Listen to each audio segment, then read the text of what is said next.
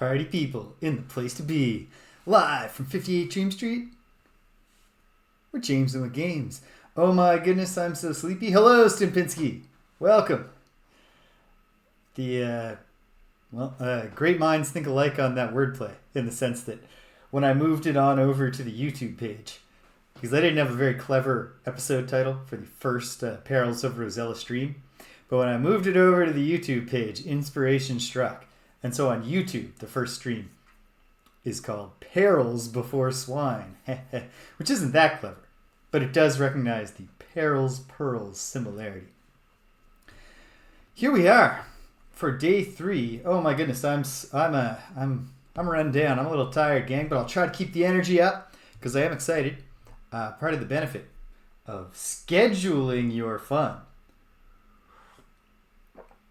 is that you do not excuse yourself. You feel a sense of obligation to have fun when it's time to have fun, instead of thinking, oh man, I can't, I need to take a nap. I don't like taking naps. I'm sure that was true also when I was a kid, when people normally take naps. I don't like them now either. If I can avoid taking a nap, I want to. Hold on, I forgot to check. My microphone's doing the sound thing. It's not. All right, good stuff. How have you been, Stupinski? What's new? Cedric! Welcome. Well, she's not the Princess of Diamond Thieves anymore, because last week I had to restart, because it turns out if you do take the diamonds directly to the fisherman and his wife, you foreclose the possibility of the dwarves giving you their lamp, even though... Oh, I'm sorry to hear the first part of that sentence, Stimpinski. The first independent clause in that sentence. But I'm very, very happy to hear the second one.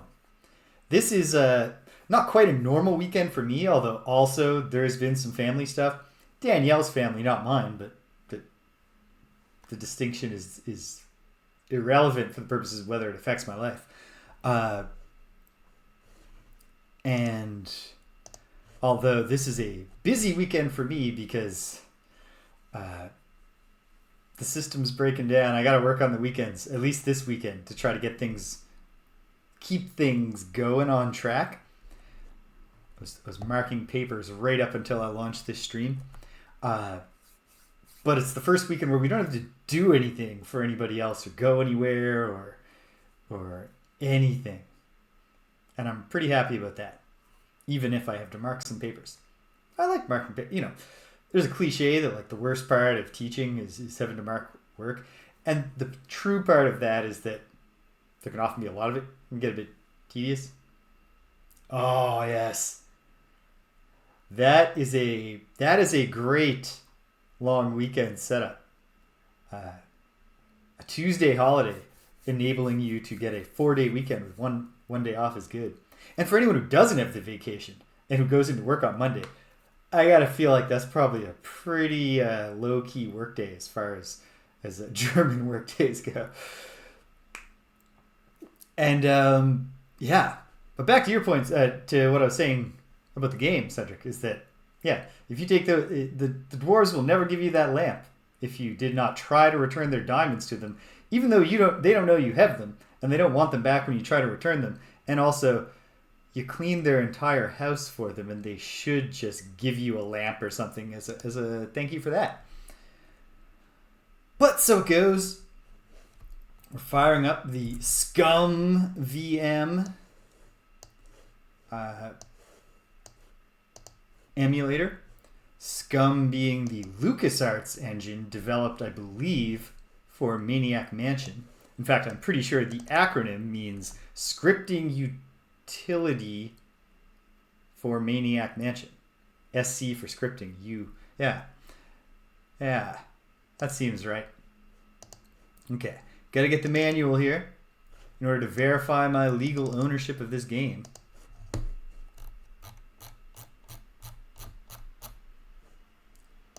Found the table. There's been one error in this table, although the error just punts you back to DOS.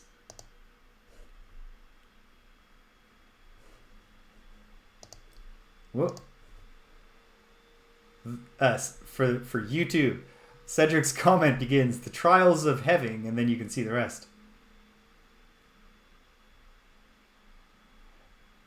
It's true. Although, I mean, so far, I am keeping some of my goody nature in my role play of the Avatar. In that, there's a ton of food on the ground up in Castle British that I'm just leaving. Excellent. Always feels good. I feel I'm going to get a mix of positive and negative feedback from my first year students at the end of the term, largely related to a thing that isn't quite my fault, which is that several years ago they altered my course structure in a way that makes it very, very difficult to organize the course effectively. But other than that, students have been great. We had one bad class day where they were noisy. Okay, page 3, third paragraph, fourth word, ventured. But we're back on track. And it's good. No, this is not my first time, but thank you for asking. Hold on. Have I done something with the sound here? I don't know. Oh, no. I think new beginning. Yeah. Makes sense. Yeah. That's it. Okay. But is the sound working? I don't have the flute yet, so I can't verify. Okay, I've got an unlit lantern. This is the problem with starting over. All I got to do to get caught back up is repeat the steps I've already done. But I do need to figure out which ones I've done and which ones I haven't. Okay. Well, I can tell if I have the Shakespeare book, I have not, and I don't have the flute. I haven't done the flute quest. Might just as well do that. Do I have Cupid's bow? No. Have I gone up the mountain and received my Get the Unicorn quest? Quite possibly. I suppose we'll find out. But I'll just go about the business of picking up the things. Now, here's an Avatar thing I did last time that wasn't necessarily, I don't know. I mean, I think you could make arguments either way on the virtue of it. But I freed a troll. I went back to the Goblin Tower and I freed a troll they had imprisoned named Garg. And then Garg smashed. Oh, good. We have sound working. Oh, wait, hold on, though.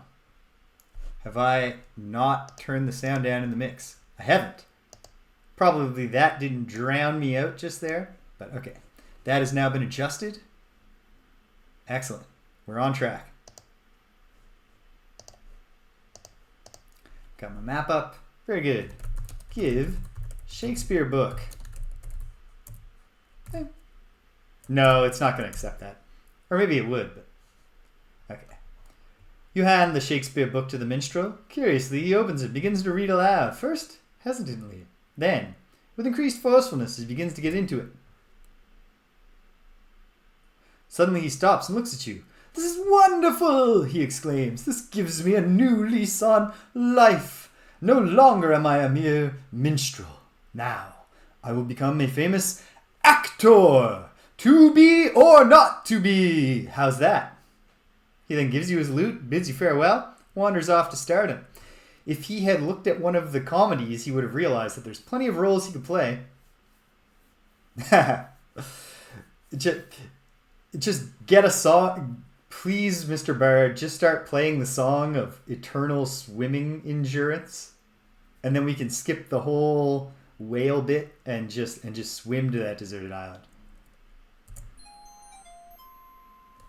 Boom. All right. Well, now that we've got a lute, let's go and press the god Pan and get a flute. Put an F on that.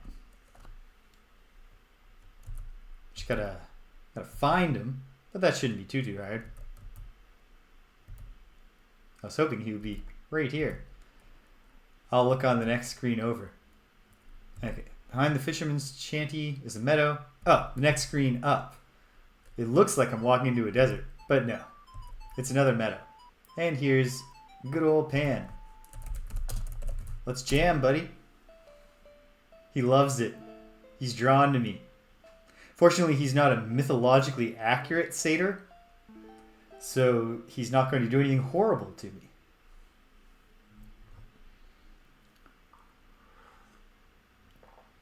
You know what's a real drag when you're marking papers? When a student obviously just had ChatGPT write the paper, or at least merge their own efforts with ChatGPT. Because one thing that students do, when they merge their efforts, for one thing, they avoid the obvious academic integrity violation of using fake sources, because ChatGPT can't come up with a real source for anything. But when they've done their own work of putting citations in, so it's real sources, the telltale sign of a ChatGPT assignment is that it goes on and on and on and on and on and on. And in this case, a student fulfilled the write a paper of no more than 3 pages, turned in an 8-page paper that goes off topic all the time, makes unsupported assertions, has no coherent argument. The good news is that even though I can't prove that the student used ChatGPT and seek an academic integrity case, what I can do is mark the paper by my clearly established standards. And that takes a while because it was 8 pages long when it was only supposed to be 3 pages long. And like, whenever you're going to give a student a poor grade, you really got to explain it, or else they're just going to be in your office arguing with you.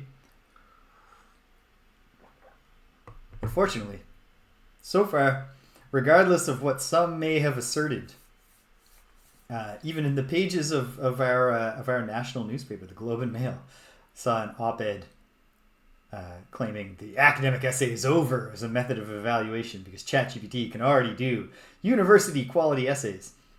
Well, it doesn't seem like it so far. That's a good deal. The grading is kind of necessary for our process because we got to make sure these students have learned this stuff so they're going to be engineers. But that would be nice. I would not mind if I got to teach in a context where it was just people who wanted to learn and so weren't going to do things like sneak around with AI. And then I didn't have to grade them because it was just, you'll either proceed into your life with this knowledge or you won't. That would be fun. Not that I don't like grading, but the part of grading that I like is more about reading the work and engaging with it and giving advice and stuff. Coming up with the numbers isn't, it's an intellectually interesting task, but I could do without it. He stopped dancing. He looks at me curiously. And he likes the lute. Oh yeah? You want to play the lute?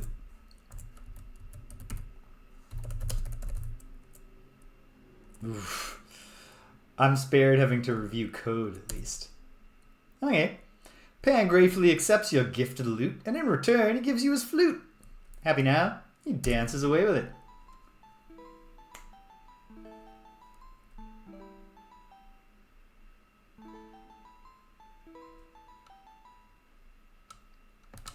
Nice, that makes sense. It's the god Pan. It's not just any ordinary satyr.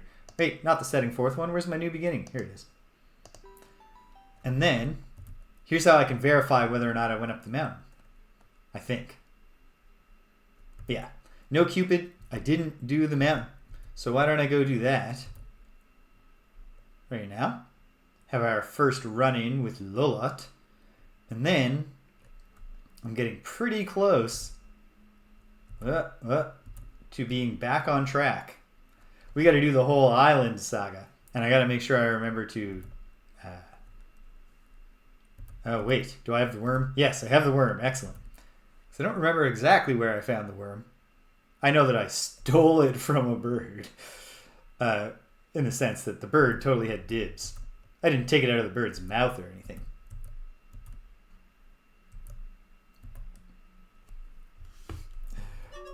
Oops, sorry, Rosella. That was my bad.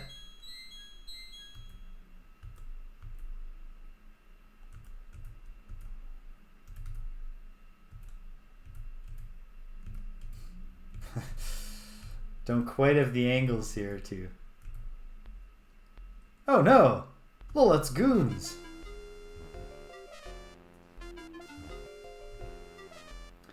Yeah, I see. I think it was you, Cedric, saying that it took you a long time to like solve this puzzle. Because the instinct is to be like, I don't want these horrible things to catch me.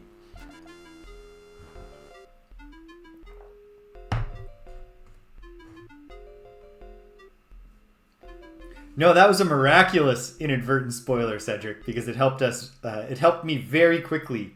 British, welcome. How are you today? It helped me very, very quickly. Are you a foolish girl who wandered here by mistake, or are you a spy sent here by my enemy, Gnesta? You swear to Lolotte that you are nothing but a poor peasant girl who has lost her way, but she doesn't seem to believe you as her mouth begins to snarl and her eyes narrow to mere slits. Kind of feels like Lolotte might be the kind of character to do that, even if she did believe you. For the first time, you experience real fear, begin to tremble. What about when you saw a giant ogre and he was like, I will grab you by your pigtails, and you had to run away? Lolotte snarls, you don't look stupid enough to have wandered here.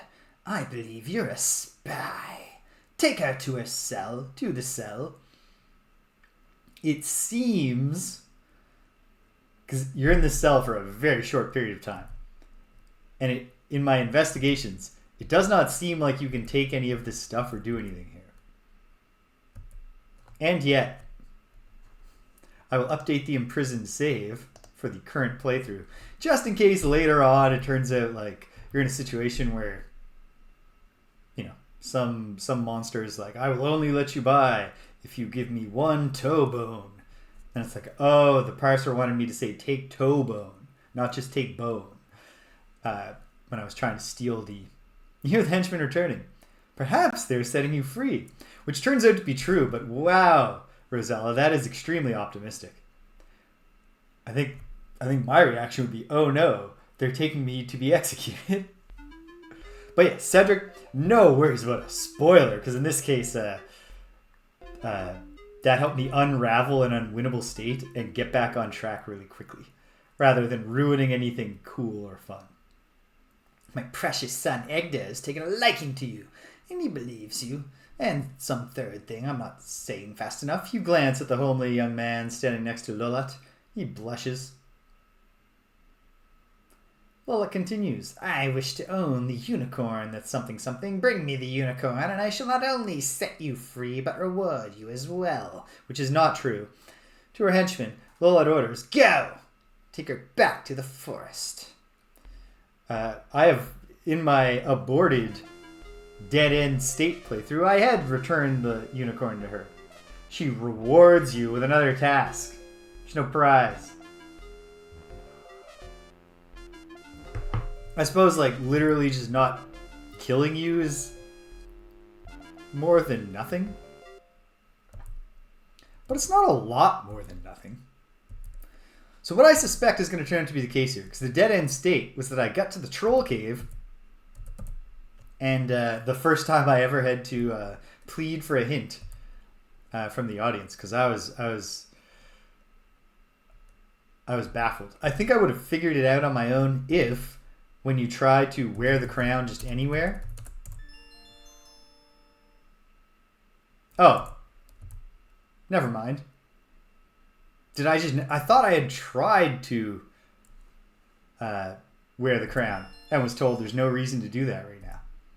Maybe I created a false memory. Because there's where I would have actually... Okay, had I seen that, that's what would have told me, oh, you can get into the cave by becoming a frog and swimming through the waterfall.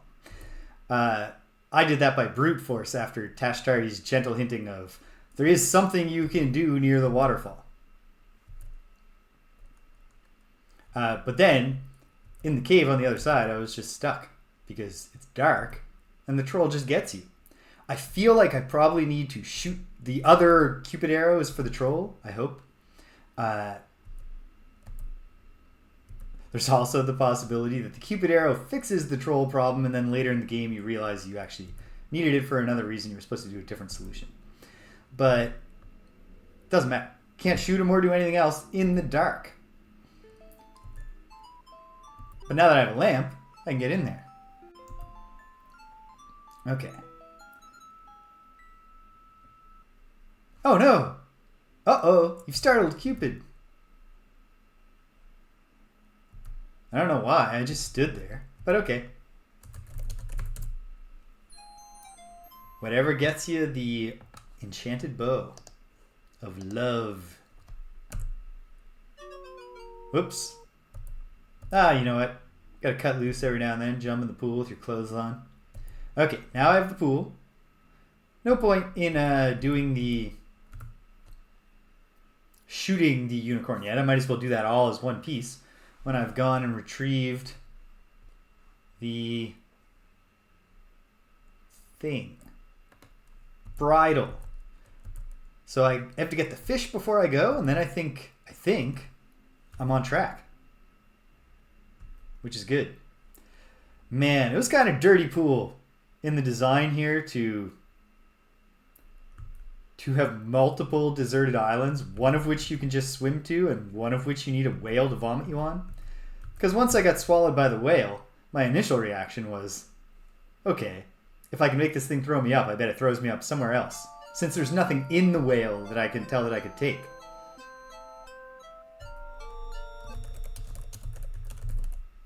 You say a few words to the old fisherman. However, he must have other things on his mind, as he seems to ignore you.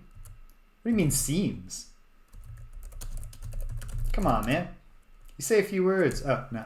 He's still just ignoring me. Looked like he had a bite, and then he just gave up. But that's fine. That's what we want him to do. We want him to go in and commiserate with his wife so that I can win them over with a pouch of diamonds.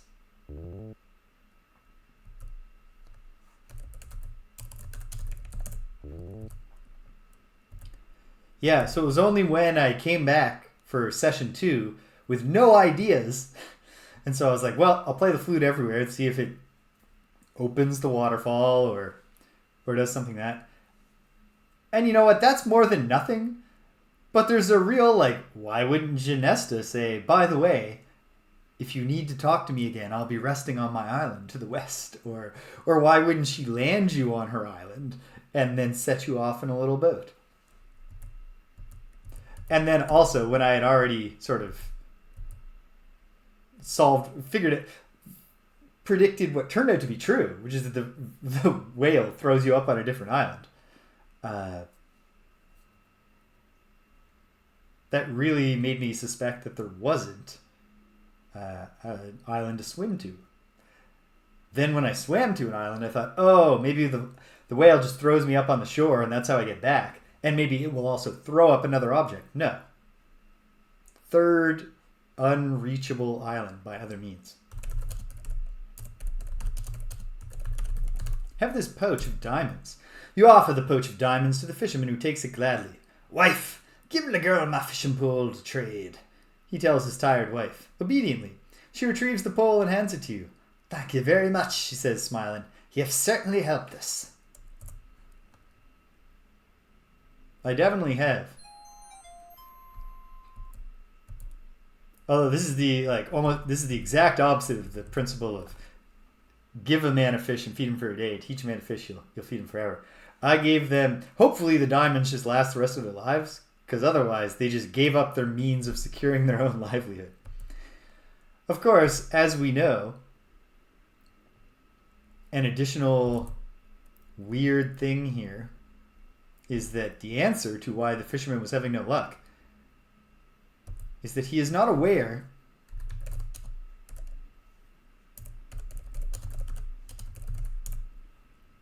Scrunching up your delicate nose, you gingerly bait the hook of the fishing pole with the large earthworm. He hasn't thought of the idea of using bait. So maybe it's actually better overall that I've taken away his means of continuing to be a fisherman.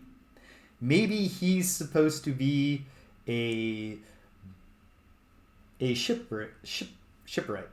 or a boatswain. He's supposed to. He should have a nautical career. He owns a pier. He lives on the dock. Maybe he does boat rentals. He can buy a bunch of boats with the diamonds. Because what is absolutely never going to work out for him is fishing as a career.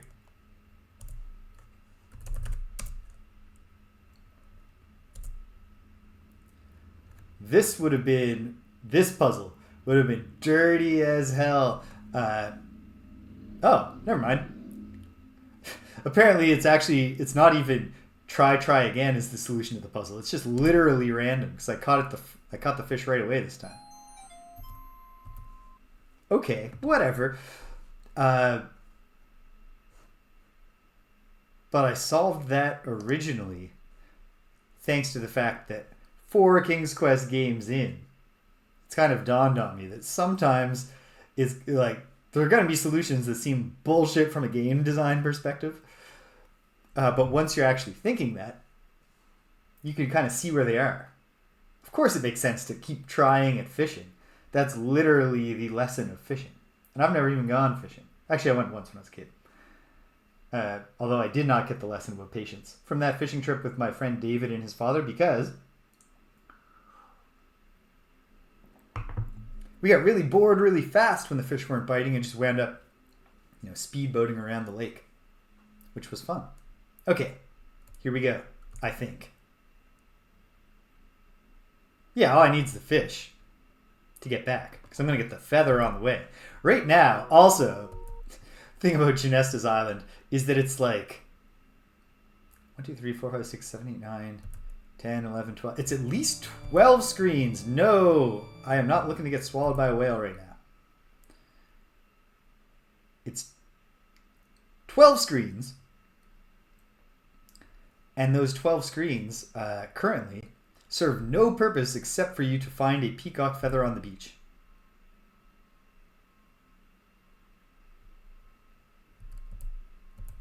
Like, I'm not even going to waste any time going and meeting the fairies right now.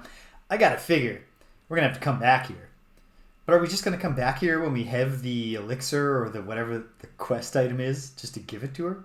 Or are there going to be puzzles to solve? I don't know. At any rate, it's a lovely little island. Like, it's nice art. Where's the peacock feather? I thought I found it here before. Well, before I start worrying that it's, say, a random spawn or that I've missed a trigger that would make the feather appear, which does seem possible, I should check every screen. Ah, there's a feather. Does not look like a feather, but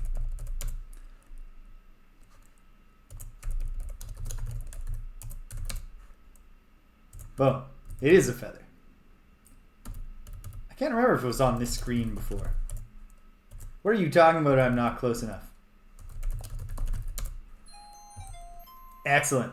Okay. Oh, that's cool. Did he do that specifically because I was temporarily a woman holding a peacock feather and he was like, oh, a potential mate. Better show out.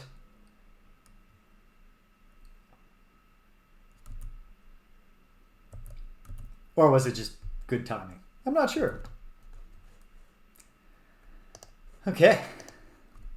Time to go get swallowed by a whale. The only whale that knows the secret of vomit up some detritus island. I love the whale song. I mean, the song that plays when the whale's there. This doesn't sound like a whale song in any meaningful way. Horrors! You've been swallowed by a huge whale. Phew, this place stinks. Which is really quite a subtle hint to say you are going to asphyxiate.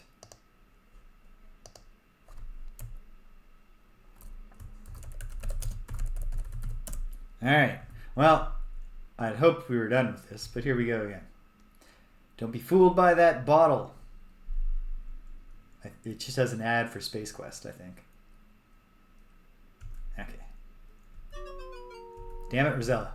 We don't have time to be slipping off of this tongue.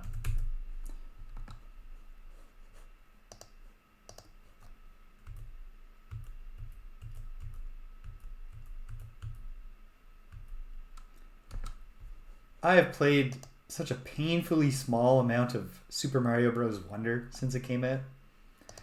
But hopefully more tonight.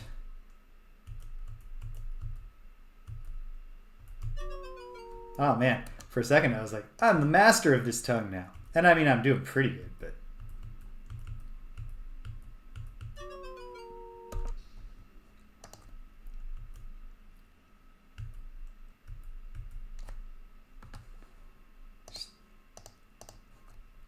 Seize every inch. Haha.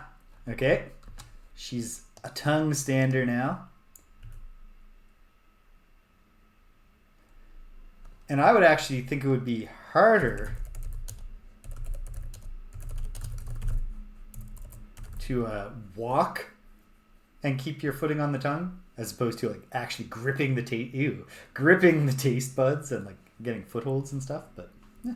I guess it's because that's partially vertical.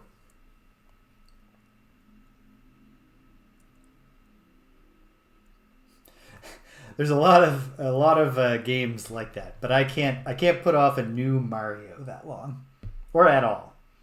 But I only managed to play like 4 or 5 stages so far.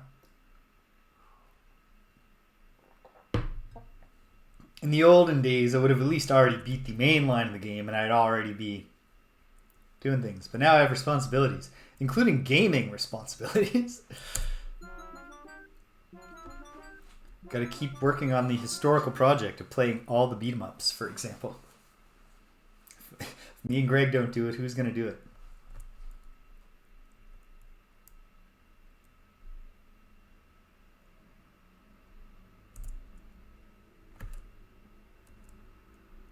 Alright, he vomits me.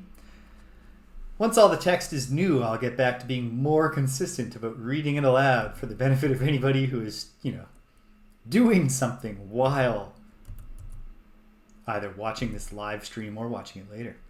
Okay, so I figured this out eventually with general commands. You can eventually get like look at ground or something like that, and she'll just get the bridle. But now that I know the bridle's here, no.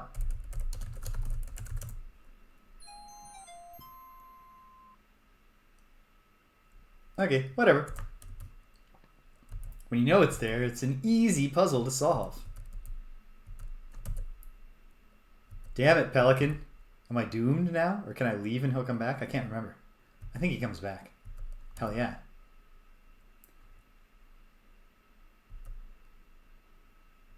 Boom, stop.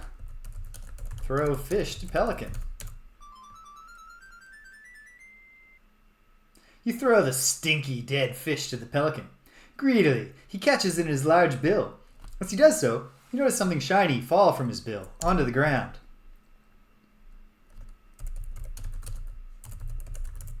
See a shiny whistle.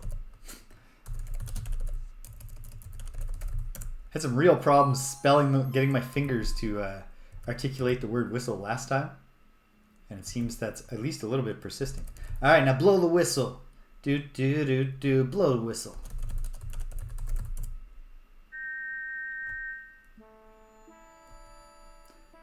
Boom. Here comes a friendly diamond. A friendly dolphin. Oh my goodness. And we're going dolphin riding. It's interesting. This dolphin is kind of, it's got like orca patterns almost. Black and white instead of gray. Amazon River dolphins, here's a fun fact, appear pink when you look at them, or at least the males do. But that's not because they have odd pigmentation. It's because they're an extremely aggressive species who engage in a lot of status competition. And so the males are always all bruised up from smashing into each other. Totally upending our conventions about what dolphins are like. Okay, well, I've got the bridle. I've got the bow. I've got Cupid's bow. So hold on. Yeah, the unicorn, usually it's 2 screens above where I am right now. where the unicorn may show his face.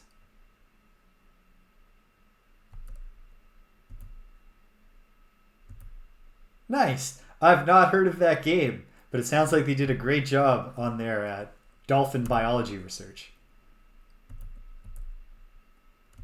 Unicorn, unicorn, unicorn, unicorn, unicorn, unicorn, unicorn.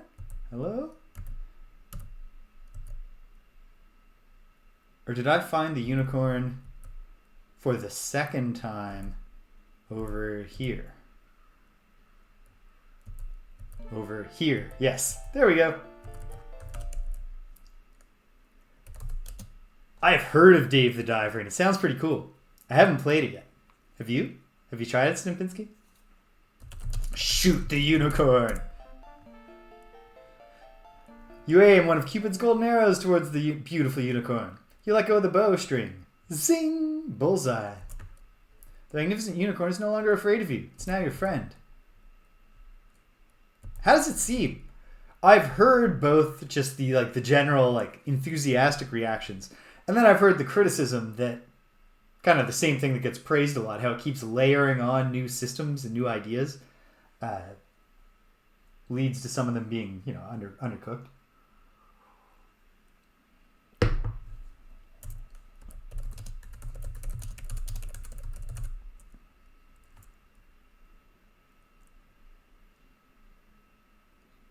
Cool. I must look into this. I don't think it was Peruvian, but a South American game that I really enjoyed was Dandara, which is a Metroid-like rather than a roguelike, that or roguelite, that uses the movement gimmick that instead of walking around, your character clings to surfaces and then can fire themselves at any angle. Yeah, it sounds pretty cool, and it's like tentatively on my list of things to think about. But I've plugged myself up with a lot of already made commitments to games to play, at least here on the stream.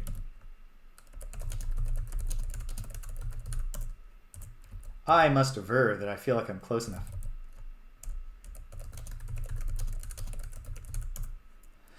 As the beautiful unicorn offers no resistance, you gently place the golden bit into its mouth and fit the bridle and reins over its majestic head. The unicorn looks at you with curiosity.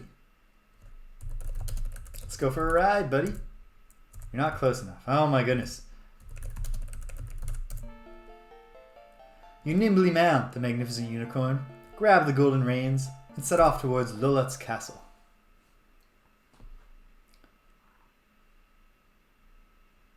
You can tell Rosella's a pro at horseback riding because she is riding side saddle on a horse with no saddle. That bespeaks a certain confidence in your poise and your balance.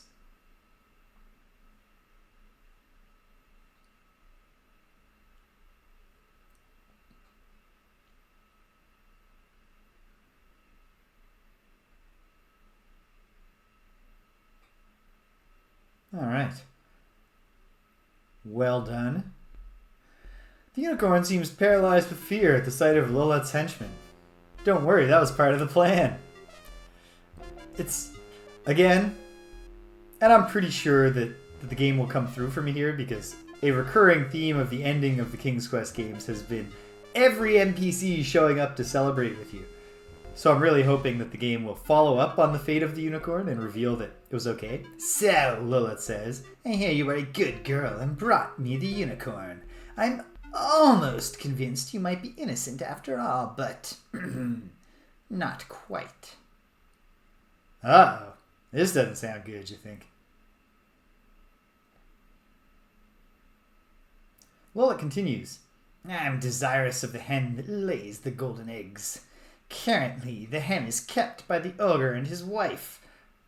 And she doesn't say this, but she's using a magical spell as we speak to unlock their front door. Bring me the hen, and you shall have your freedom and a great reward. Take her away, Lolotte orders her goons. I'm skeptical that she's not going to pile on a third labor, not least because That's what she did the first time. Where the hell is my reward, lady? Okay. I'm optimistic, David. And welcome, by the way. I hope you're doing well today. I'm optimistic that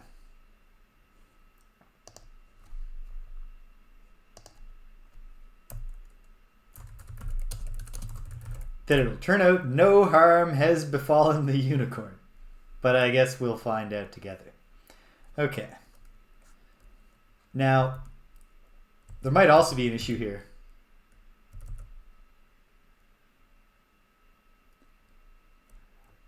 The pink unicorn, Stimpinski, you may or may not have heard. That's not their pigmentation. They're just a very aggressive type of unicorn. They're constantly bashing into each other. Actually, I suppose if unicorns engaged in a lot of that kind of interplay, it would not take the form of bludgeoning damage so much as they would just murder each other with the large horns on their forehead.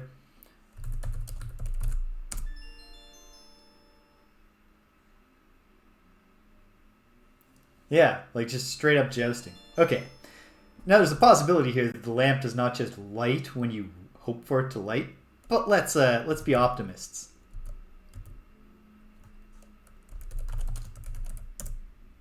Using a flint attached to the oil lantern, hell yeah, you light it. The lantern burns with a bright glow, revealing nothing, but the troll doesn't just immediately get me. Okay, so perhaps, can I get a description now? No, cave is very dark. Try as you might, you cannot peer through the darkness. Okay, but I can walk around. Of course, there's probably pits or some nonsense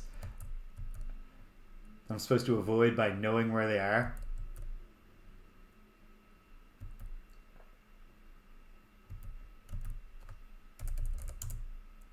Well, at least the troll is apparently scared of fire. Also suggesting that I will get to hang on to my additional arrow. Perhaps to seduce the ogre's wife. But probably not. My expectation is that the core goal of this cave is to find a bone somewhere. Because when I go...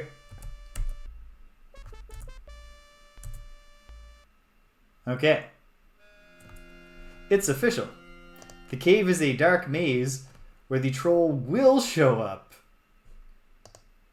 and kill me. Can I shoot him? I don't know. You got me too quickly that time.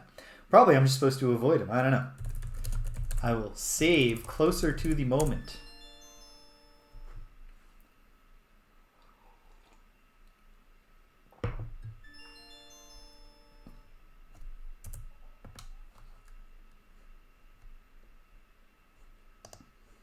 Don't even have to type a new save title. Alright, here we go. Into the dark. And out of the dark. Wait.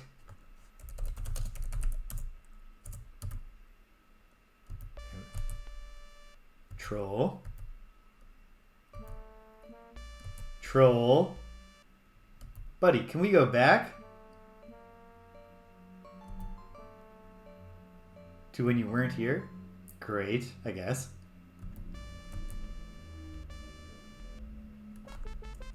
Okay, I'm going to try and shoot him next time. I'm not sure that's going to work, though. I have a fear that the answer here is just keep on trying it until you randomly don't get killed by the troll. Can't do that. Okay. Well, at least that solves the underlying dilemma of whether or not to use the arrow. If you just can't, you just can't. At the same time, it's kind of tedious. Okay. Oh. Gotta get that board. There we go. And there's the points I was looking to have. Or perhaps even slightly more than I had last time. Okay. Well.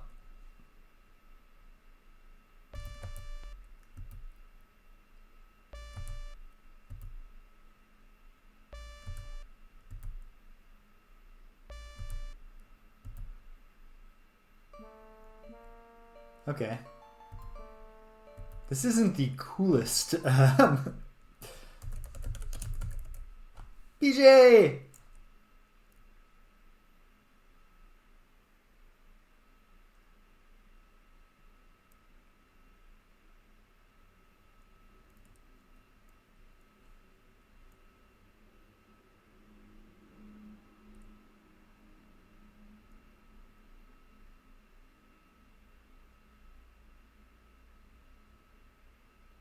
I'm lost.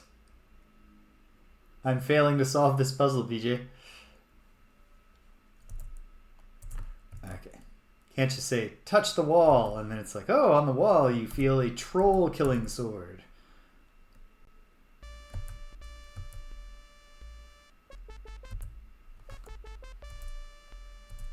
Okay. Encountering the troll within the cave induces the troll to chase you across screens.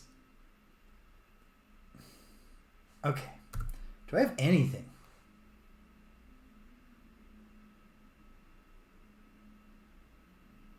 What if I throw the lantern at the troll? Trolls take fire damage, right? I know that's Dungeons and Dragons, but...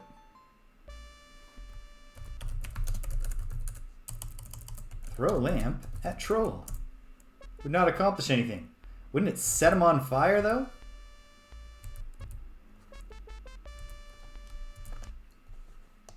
Okay. At a certain point, I have to give up on the strategy of just trying to get it to work out for me. But I'm not sure what point that is. Because it could be the answer. You'll get this eventually, just keep trying.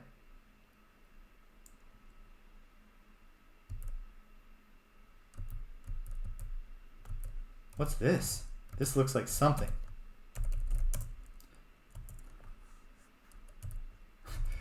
Grope in darkness. Doesn't understand grope. Well, that's probably for the best. You don't want too much groping in our first adventure game with a female protagonist.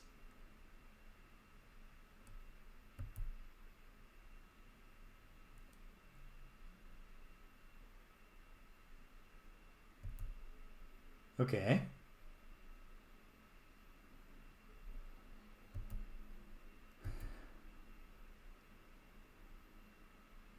Oh.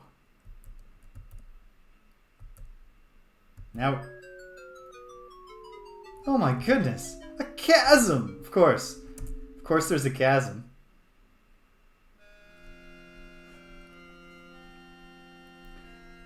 Sure, Roberta.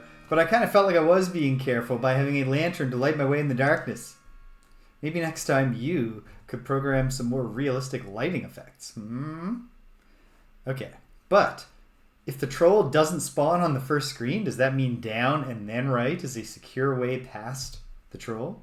Probably not. But we'll get an intermediary save scum going.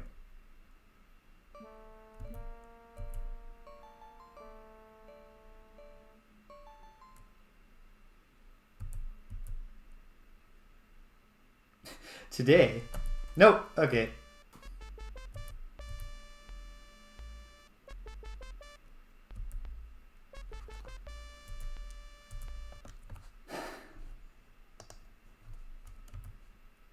Well, I don't like this part. This is my least favorite part of the Perils of Rosella so far.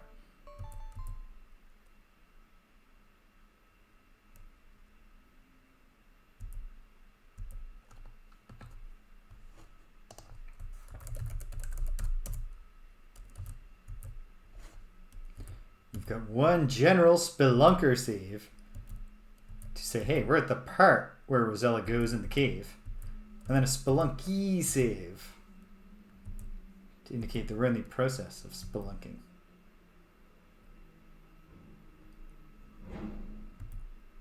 Okay. There's kind of no trick to it except just to not have the troll appear when you cross the screen, but fine.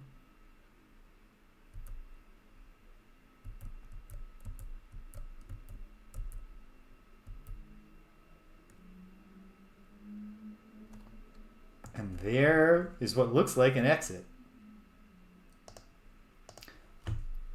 Does look work here? This is the darkest cave you've ever seen. You see an opening in the distance. That's true. Okay.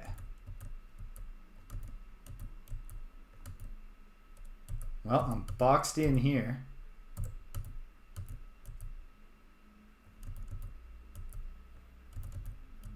I'll keep trying to go north.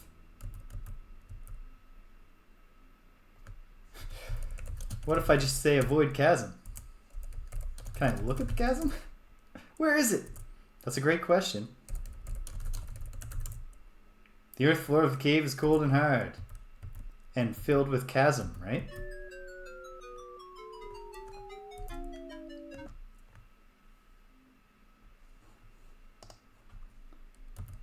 I'm not sure how this works when you can't literally see the chasm, but... Wouldn't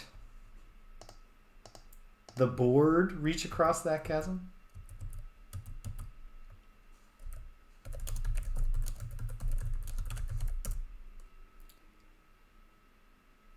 Feeling in the dark, you managed to place the board across the crevice. Now, can you cross it safely? I sure hope I can do that by typing the phrase cross board. You don't have it. Oh, of course.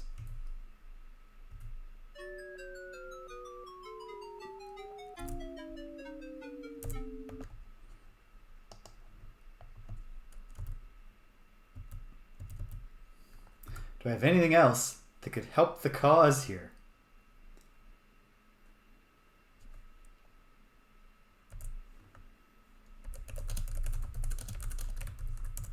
No.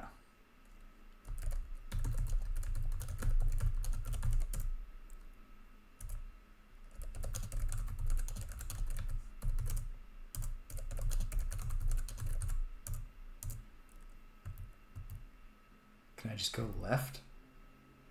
Feeling in the dark again, you managed to pick up the board without dropping it into the crevice. Hey, fair play for that, Roberta, because I would have not thought to bring the board with me to solve another board puzzle. Stop moving, Rosella.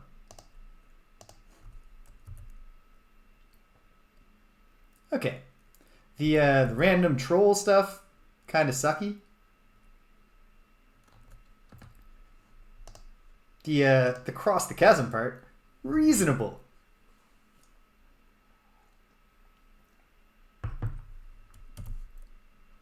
Was there another chasm? No. Is the exit too tiny?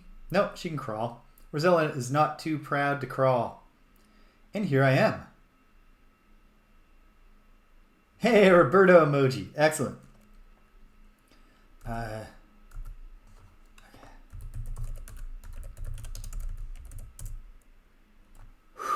The game does recognize extinguish.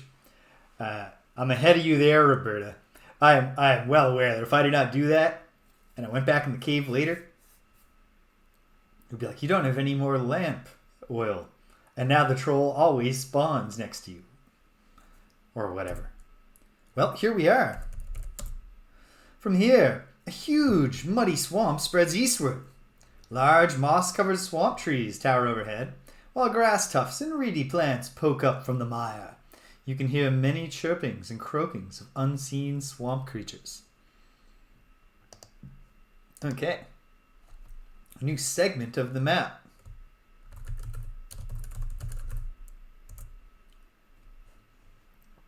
We're mapping. Okay. So far, I don't get the sense that there's anything obvious to do on this screen besides travel. But let's see if I get immediately devoured by swamp creatures. Or if I sink right into the mire. Uh-oh. What did you do, Rosella? Don't you know that some swamps are quagmires that will suck you under? As you take your last breath, you contemplate this final information. And I forgot to save, too. Fortunately, I did save this close to where I was. I must remember to extinguish the lantern.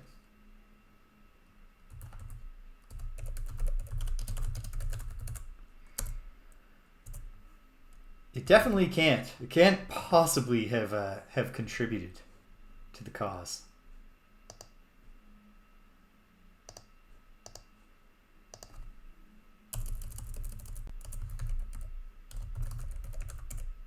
Stomping through the swamp. Okay, so do I have any items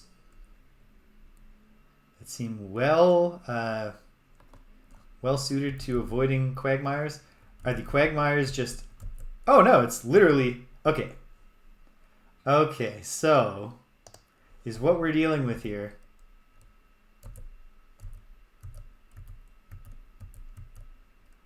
Yes, it is. Oh, good. More find the invisible path puzzle.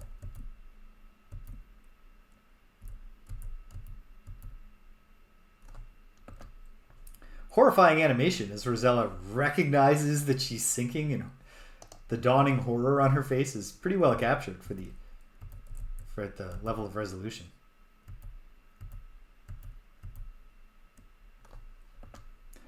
Okay. Wait, can I just step along the reeds? No.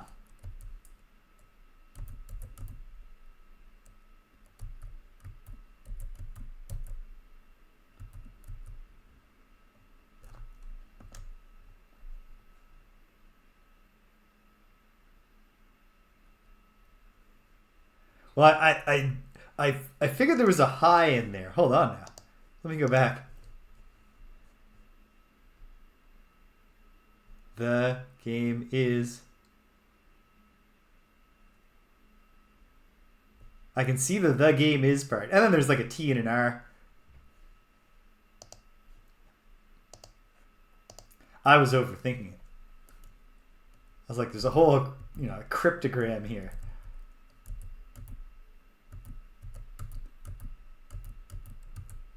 Is it just a matter of... Nope. Gonna say, is it at least communicating information to me by when Rosella starts to sink? No, it's not. It's not. It just isn't. Okay, fine. Well.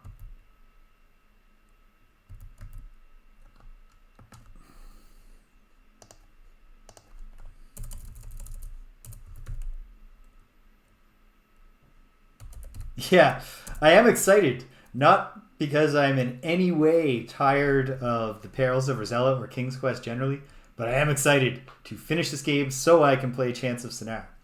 My gut tells me that this is not the final session, but who knows? Okay, great. My intermediary save is as far right as I can go.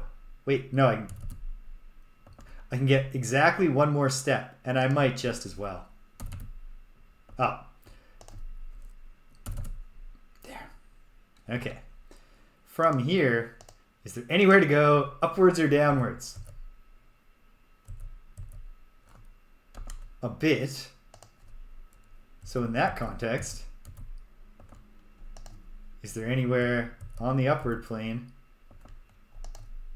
where going right does not immediately drown me?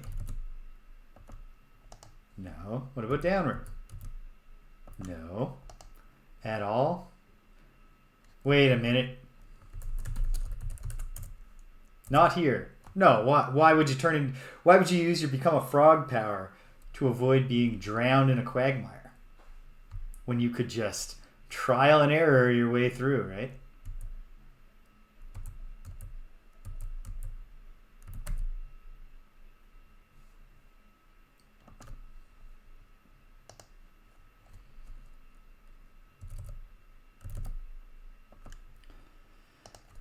I guess I test every possibility here to the right.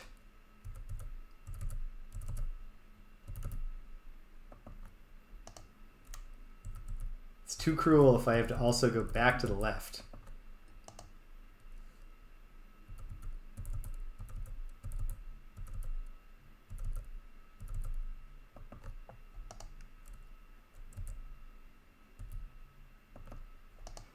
Okay, what if the real route is down here?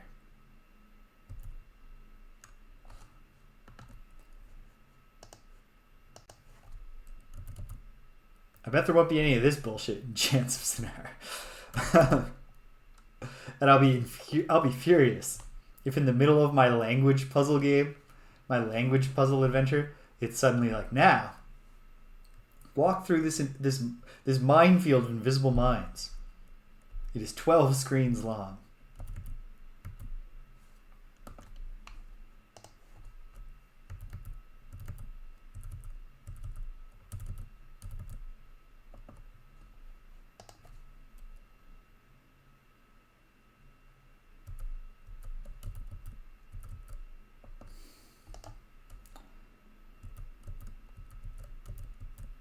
I am, of course, cognizant of the possibility that this is a different kind of puzzle, too.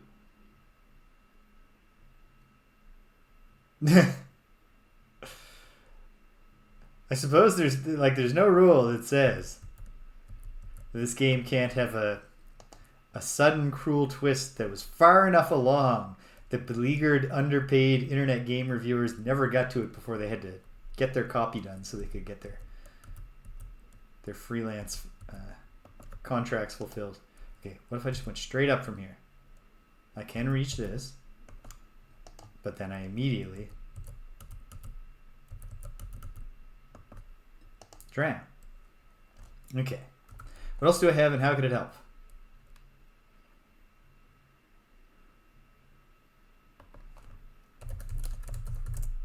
What do you want to do with the board? Can't do that. Can I do it from back here?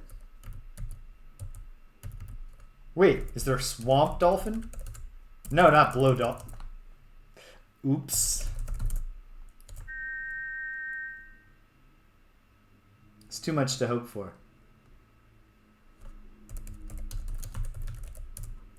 The mucky swamp spreads in all directions.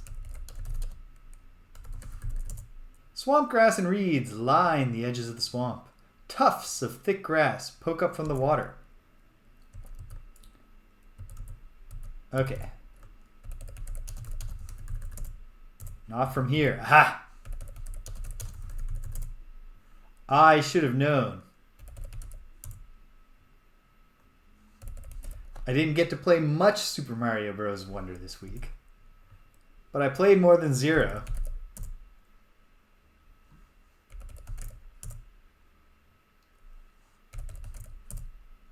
Okay, fair play. I'm sorry, Roberta, for the repeated use of the word bullshit to describe what turns out to be a totally reasonable puzzle.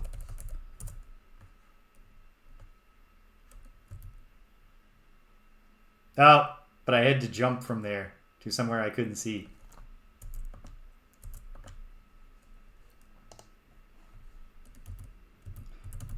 Definitely, wait, can I just say jump right from the start? No.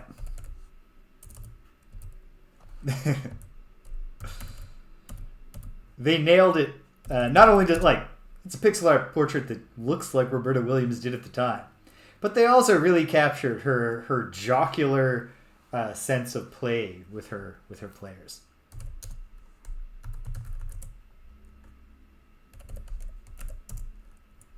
Wait a minute. Forgot the spacebar to bring back last command is in full effect.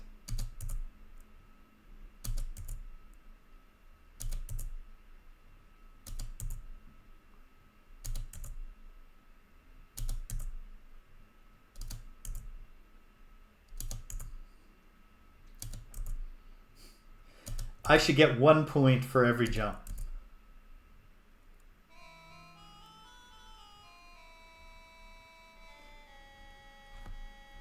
Granted, David, there is that. But because I'm playing the whole series in a row, I do have the jumping from both King's Quest 1 and Or was it King's Quest 2? No, King's Quest 1 was jumping to the giant bird, and King's Quest 3 was jumping around on the boxes. So I've got that going for me. There's certainly an advantage to playing the whole series in sequence, which I suppose the advantage can be described as learning about the bullshit and anticipating it. No bullshit here. If this, unless this isn't the solution, but it's got to be, right? Oh yes. She even plays an appropriate song.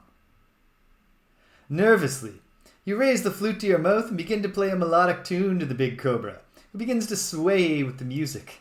Soon, the snake is mesmerized by it and falls into an hypnotic trance.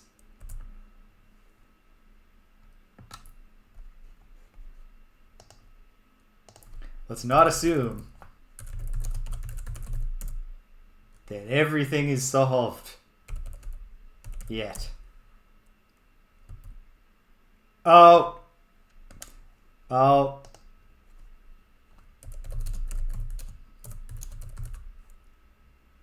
Yeah, oh my goodness.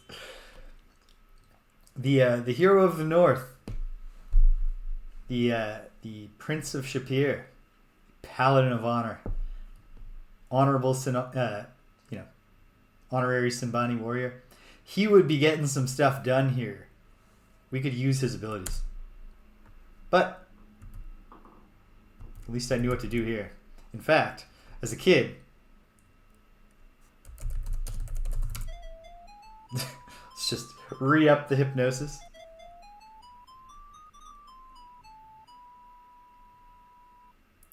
Yeah, I've already given away my bridle, or else I would just obviously throw a bridle at the snake. Okay. Is there like a special fruit on this tree? What I thought was going to happen was I was just going to find a bone in the troll cave and then use that to distract the ogre's dog. I was not expecting a swamp quest. You see a small island in the middle of the huge swamp. Upon this island grows a scrawny little tree. A large glistening fruit hangs from a small branch. Unfortunately, a huge cobra protects it. Well, guess what, huge cobra?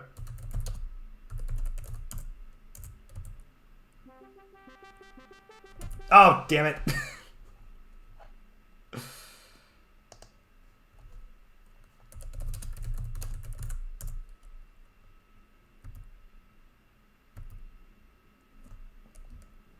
Wait for the hypnosis to wear off.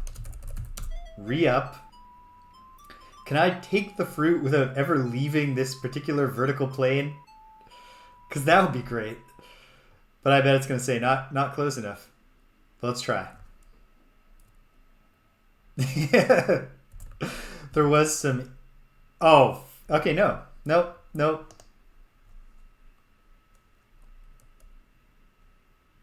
Burner account!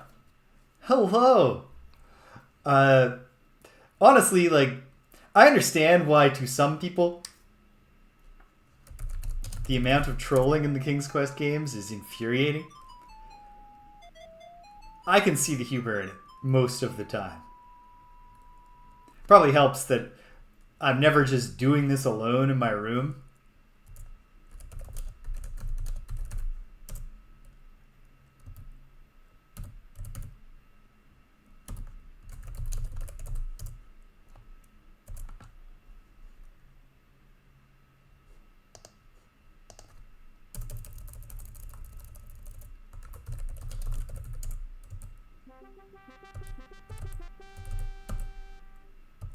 The triumphant song of the flute thief. No automatic board taking this time, and then... Oh-ho! We've hit triple digits. Maybe I will get to the chance of Sonara sooner.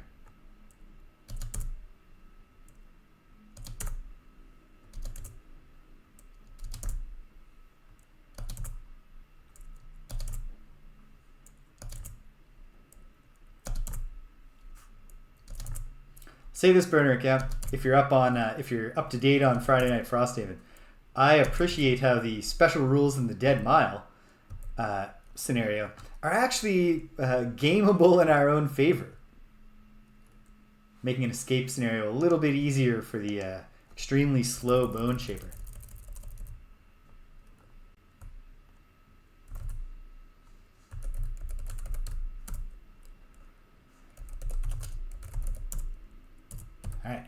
Lighting the lantern. Returning to the cave. And now I guess once again,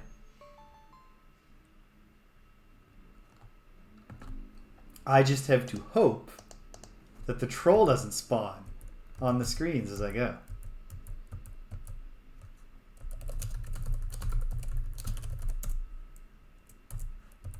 Can I? Oh, good. No. Because if you're not in the right position, you can't just hit left.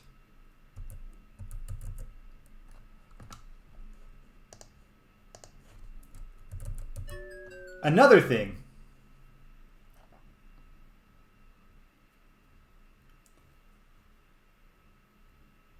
Yeah, I thought that was pretty clever. Like, I saw it coming because the scenario is called the Dead Mile and it's an escape scenario and it only told me to use 2 map tiles. So I was like, there's got to be something here.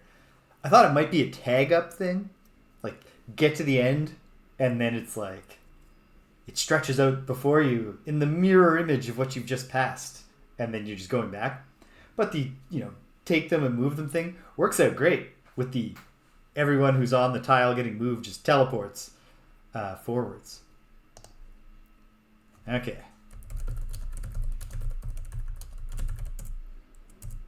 I don't know if I can cross it safely. Haha! I've done it. And now all I need is for a random number generator to just allow me to exit the cave.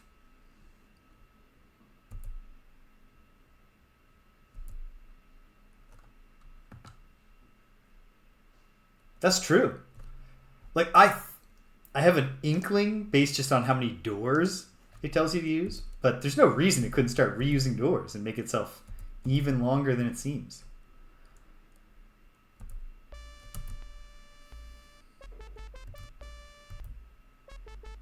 Oh, wait a minute. Is there a way to beat the troll by luring him into the chasm?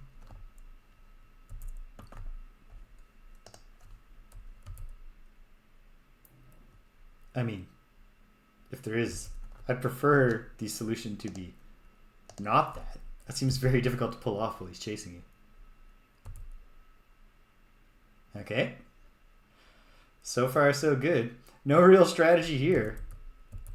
Another thing that helps me be patient with the trolling is that I'm playing this game on a modern computer. Therefore, there's no disk access involved in constantly saving.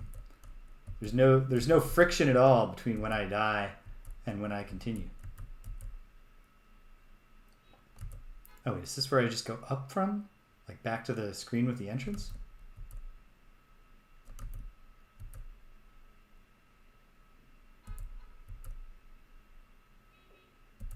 Yep. And there's no grr yet. It says grr immediately after I put that save down. I will scream in horror. Nope. Okay.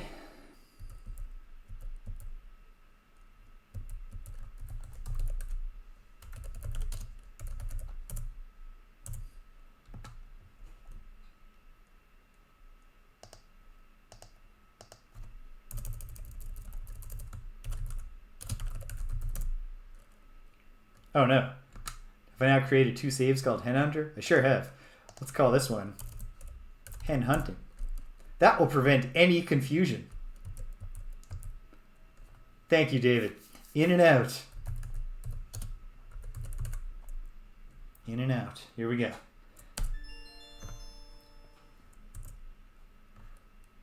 A little froggy.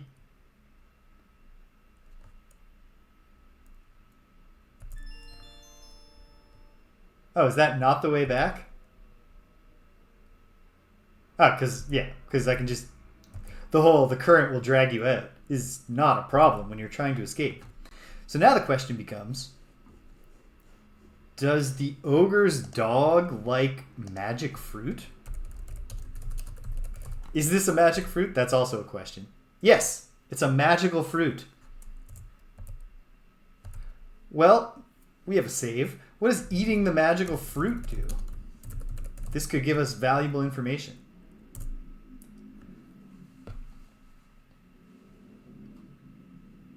It certainly is. It certainly is a drag. But again, when I can save and load with no friction, it's less painful than it would be in 1988. You take a bite of the luscious looking fruit. Mmm, delicious. Before you know it, you've eaten the whole thing. Wow. A feeling of vigor and vitality courses through your body, giving you boundless energy and that wonderful glow of good health. But... oh.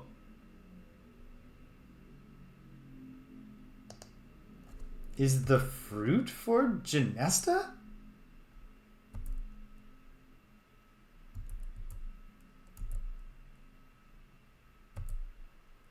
I can't see why making the dog super vigorous would help me get past it.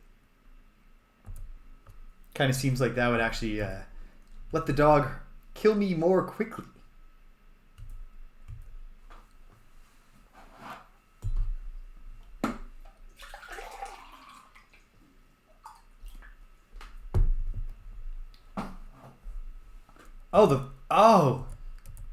The fruit is just the quest item to save King Graham? That's good, except... Right. Hold on. Let me just quickly skim the storyline here to remind myself.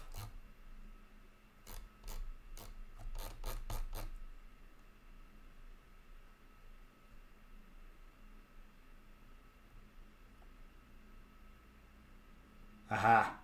Thank you for that reminder. Because it turns out the entire King's Quest IV manual, from what I assume was a compilation released later, is just a recap of the previous games.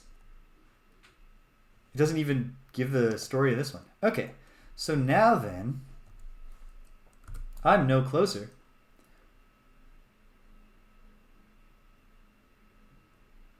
I don't think, to knowing what to do with the dog.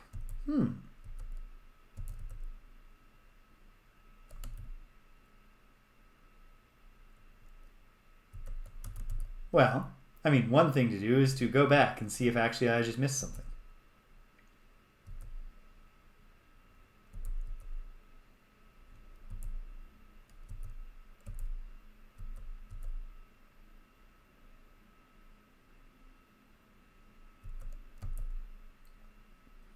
There's just a clear, like an obvious stick on the ground somewhere. The fishing pole is like a stick, but I don't think it's going to let me throw the pole and then have the dog chase it. And yet, having said that, why wouldn't I try?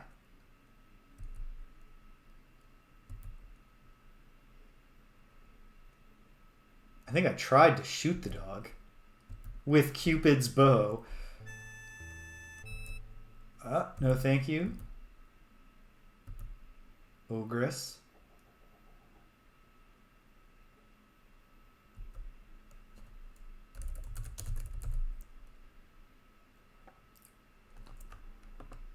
Well, let's give it a try. Let's give it a try. Or 2 or 3. Can't do it. Can't do it. What about the board? You want to gnaw on a board? Sure doesn't. Excuse me, pup. Okay. And if you open the... if you just... there's no, like, let the dog out. Right? Because I tried something like this. No, because it's just automatically entering the place. Is there anything in there? No. It's frightening, which is true. Is there some detail about the dog? It's not a basic cute pooch. This dog means business.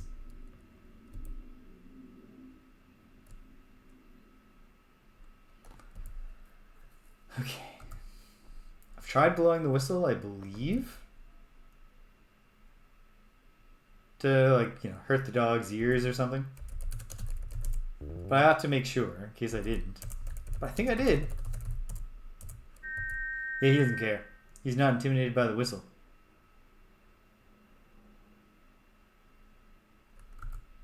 I don't have, like, a bag or anything that I could have grabbed the snake in.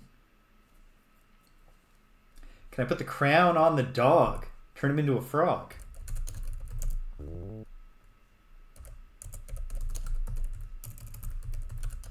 This says, if the error message is that would not accomplish anything, I'm going to be angry.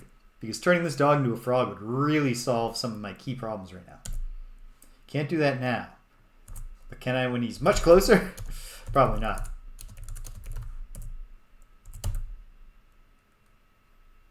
The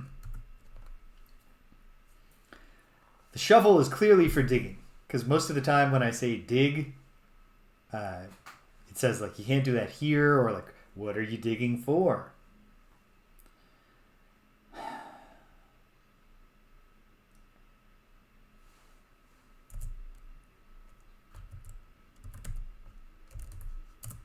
Will he fetch the gold ball? I think I tried this before, but would not accomplish anything. Are you sure, though?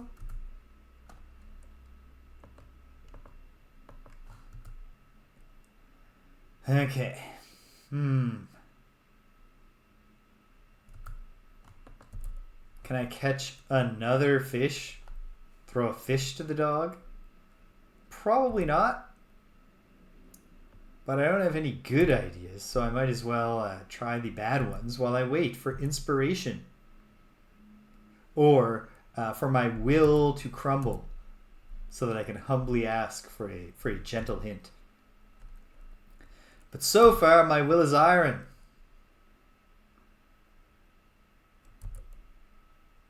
I will not be dissuaded from my belief that I can figure this out, even if I obviously can't. Is there any stick on the ground that I can't see? Nope. I guess I ought to try that everywhere.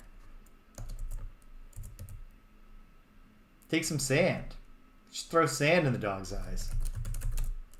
No. Where are you going to keep sand? Even a practical peasant's dress doesn't have pockets.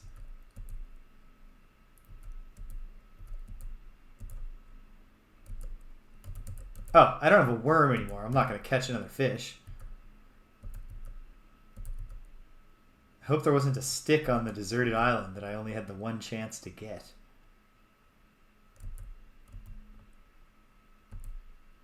What if having the fruit opens up new stuff on Genesta's island?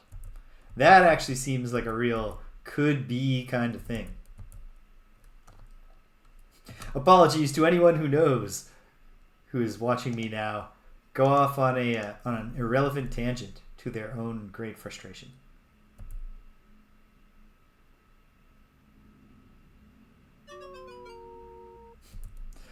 But that was the plan, Rosella. You didn't have to fall off the pier. You could have dove. Actually, I suppose maybe that's on me for not trying.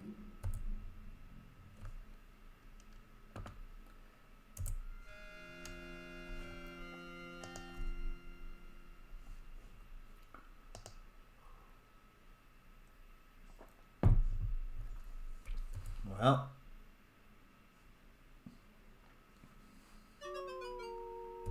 what else could plausibly serve as a method of distracting a dog?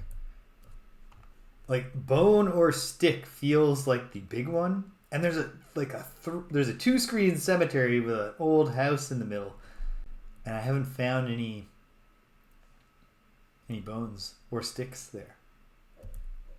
All right. Back to Genesta's island.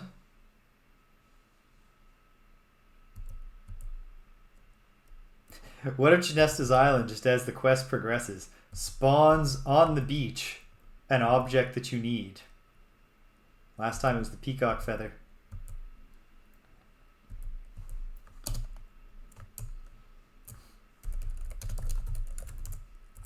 Now, it's just grass. Can we feed the dog so much grass that it gets sick? Hello, fairies. I don't think there's going to be anything here. But I'd be infuriated later if I never checked and then I discovered that was the answer. It's not completely implausible. These locations changing based on your quest progress has already been... Yeah, no kidding. There's also the simple matter of Rosella won't take the magic wand from Genesta, but I just can't believe that Genesta would object to her taking the magic wand if it would help in the quest.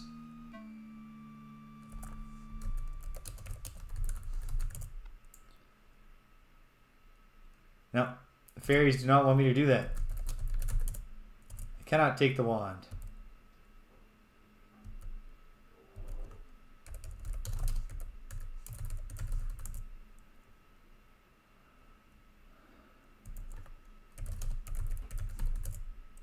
Probably not a good idea. Oh yeah, they don't want me to bother her. Yeah, that's fair. That's fair. And they won't respond.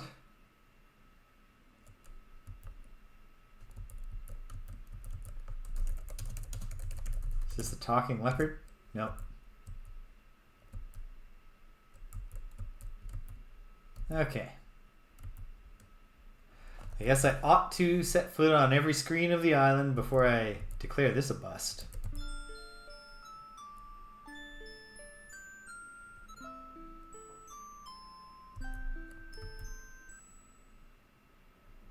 It feels like a bust.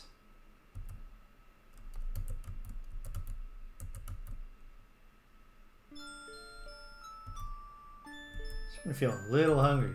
It's too early for supper. And I'm not ready to stop yet. Do I have anything I could munch on? Well, I'll puzzle over that. But not too hard, because I don't want to distract myself from the task at hand.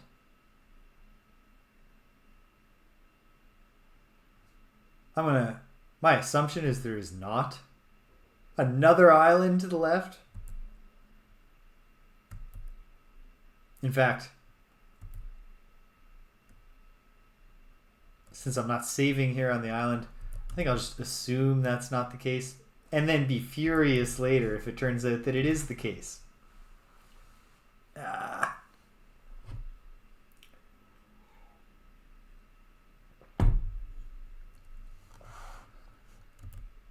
Okay. I think it's a bust. So... revisit places and see if there's just something new there now. That's worth trying. Wait, talk to them again. What if they have something, you know? You want even more payment for the diamonds? Fine, take this fetching stick. Nope, he's just grateful. And I'm glad he's grateful, because I did do him a great service.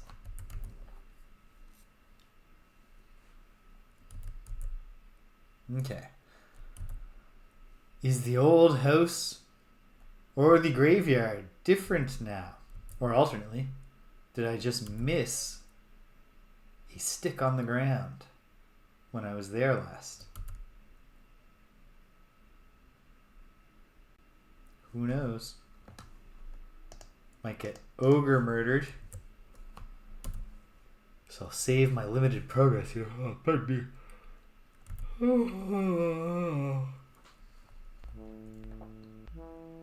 See what I'm talking about? Murdered. And I can't shoot the ogre with the bow, even though seems like that would be a very effective way. Or can I shoot him now? Well, no. Not if he's going to get the drop on me like that. What if just now I'm allowed to shoot the ogre because his wife's in play? Or alternately, if I see the ogress, can I shoot her? Having the ogress... No, you just can't. Not for any reason that makes sense, but you're forbidden. The ogress, when you encounter the ogress, she just kills you just like the ogre. Although you don't encounter her. What if a stick on the ground here? No, nothing of importance. If I get a stick from one of these trees, toss it to the dog, it's really going to solve the problem. Oh, whoops. Went out on a limb there. Okay. Come on. Come on, brain. Supposedly very effective.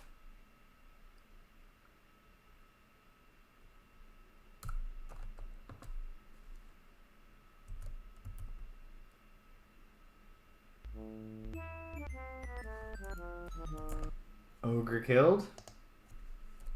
Okay. Back to the cemetery and the spooky old house.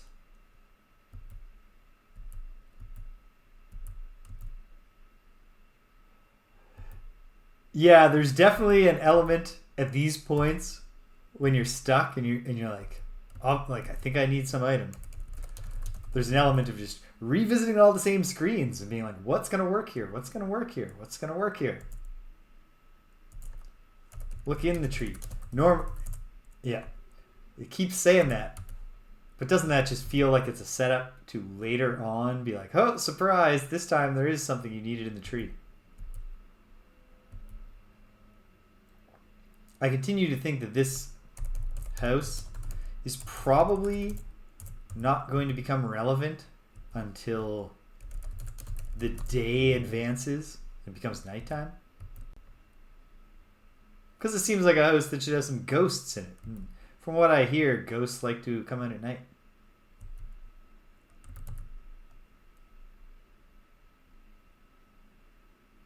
Nope. Can I just churn up some butter? Maybe the dog really likes freshly churned butter. No.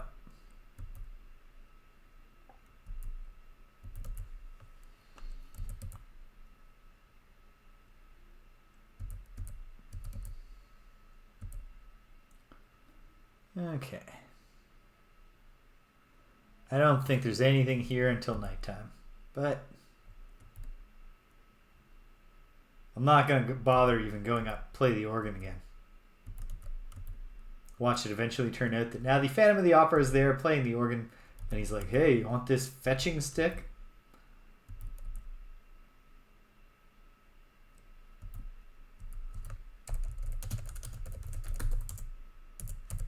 Nothing here. What if there's a secret passage? No.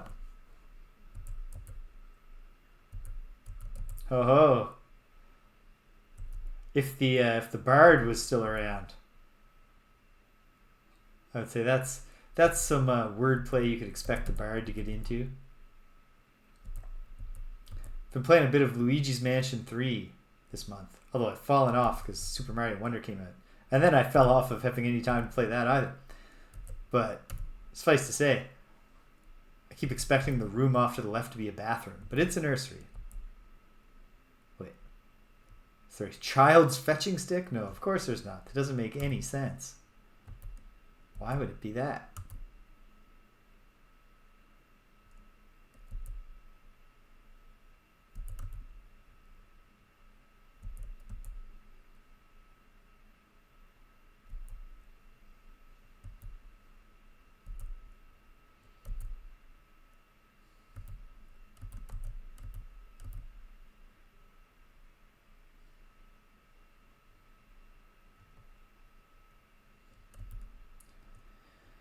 Here's the crypt, where I do not have a key.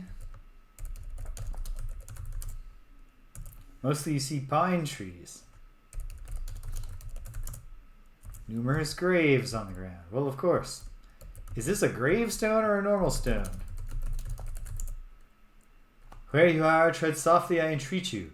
For if he chance to wake, be sure he'll eat you. Oh, now I gotta deal with zombies? Egads.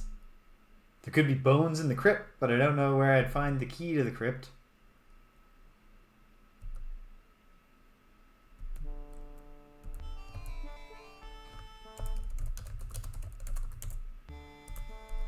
thought for a moment, is that a fetching stick of death because it fell from a tree of a murder tree? No, no luck there. Tree butt, very funny. Ooh, I never noticed that the silhouette tree in the front here is clearly also one of these horrible trees. You can kind of see its mouth there. That's cool. Okay.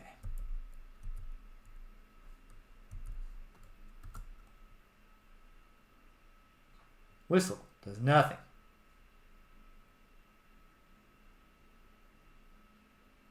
Flute does nothing. I'd be very sad if the answer was to charm the cobra, grab it and roll it up in your dress, and throw the cobra at the dog so the cobra kills the dog. That doesn't sound like a King's Quest puzzle solution. So I feel like I'm probably safe here.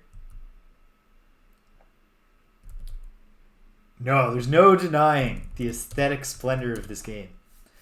And similarly, from everything I remember and its reputation, I expect King's Quest V to be significantly more infuriating than this game. But there's no denying the aesthetic splendor of that game either. Especially if, as I will be doing, you don't turn the voice acting on. Not here to claim that I'm any particularly great. Why are these things not fetching sticks?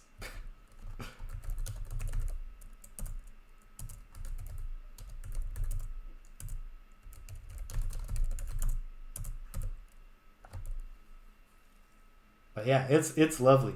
And yeah, I'm not here to claim that I'm any great shakes as a voice actor, but I remember the voice acting in King's Quest V, and I'm confident I can do a better job, even if I'm voicing every character. Are the dwarves back at home? And they're eating ground beef. And they say, "Girl, we've got some extra ground beef left over. Do you want to use it for dog food?" Can it be all so simple? My money's on no.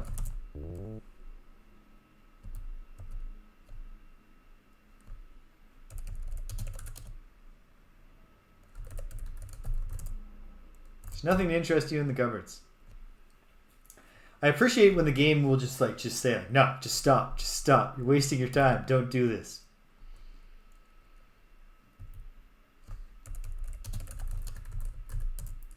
There's 7 little beds. Sure. What does counting them have to do with looking under them? But I can take a hint. Okay. So, one thing that is certain is that the thing that I need to do right now is bumble around. The big question mark is, am I bumbling around the whole game area looking for something that will make it clear to me how to solve the dog problem? Or should I be bumbling around down there in the... She looked like she was jumping confidently. But I guess she has no ankle support from her shoes.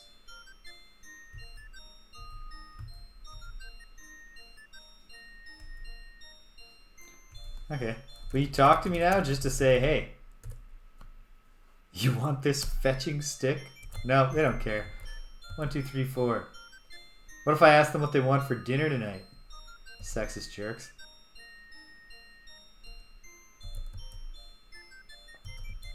But they'd perk right up.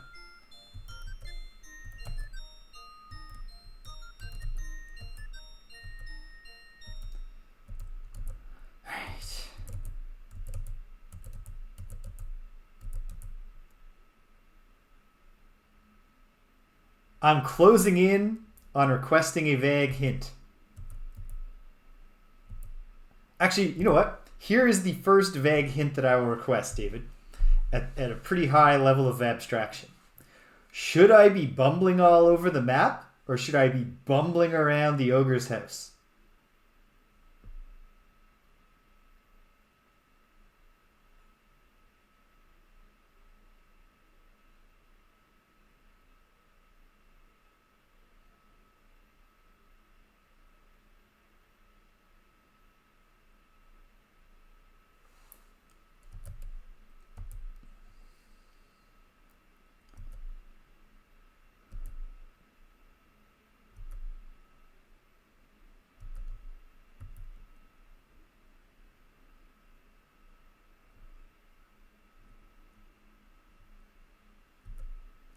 Map bumbling is the way to go. All right. Ooh, okay. Ambiguity.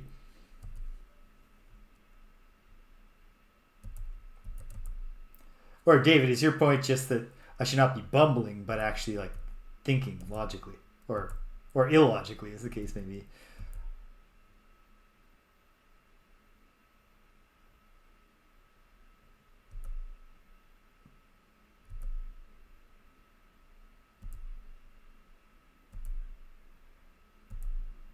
Okay.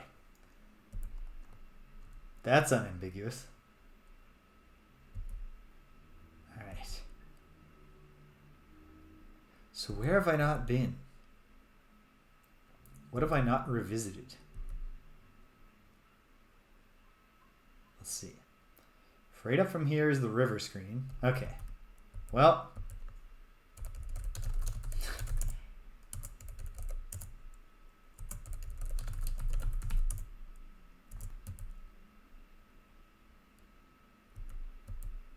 Go back to the starting screen for a moment. Oop.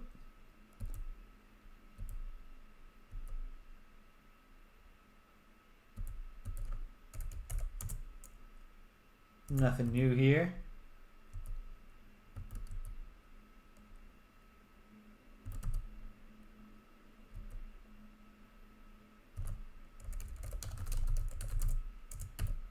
Just that sandy soil.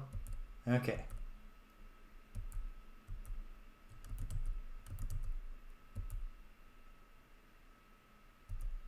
Ho ho! Congratulations, PJ.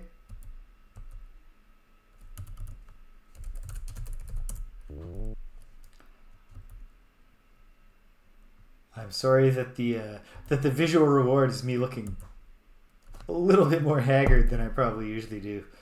What a long week it has been. Like, not even like a bad week.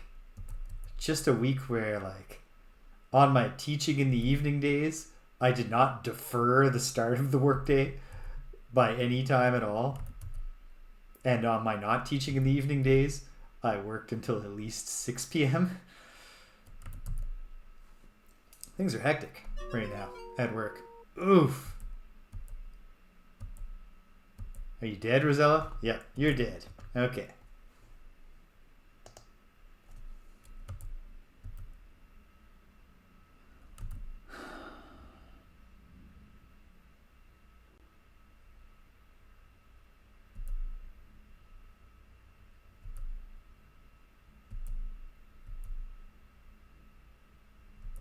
The overwork to exhaustion or the accidentally stepping off a cliff and dying? I guess both of those can just happen to anybody. No, Mr. Ogre. Fortunately, the ogre...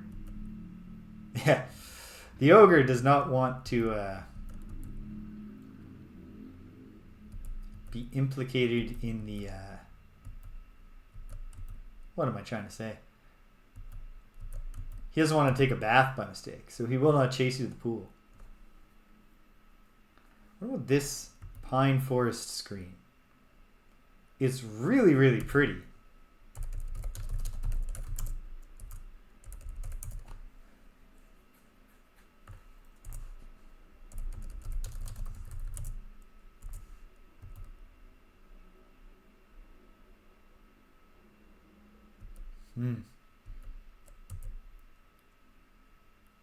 And this also just pretty forest screen.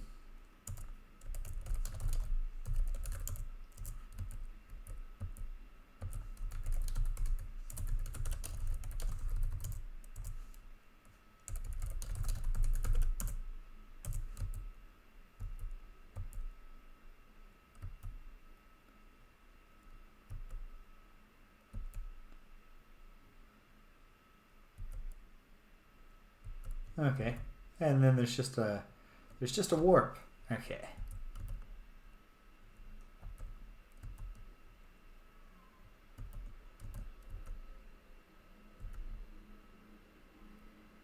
Here's one more not so vague hint that I will request, which is just, was I supposed to do more over in the swamp? That's a hyper-specific hint if the answer is yes, and just saving us all some agony if the answer is no. Agony.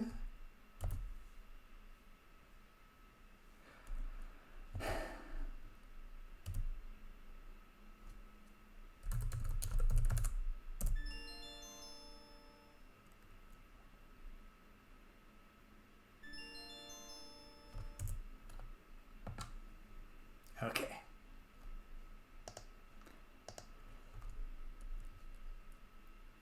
I think I get it. Because if it's what I think, it's a thing that I already thought, and then I wound up abandoning the thought.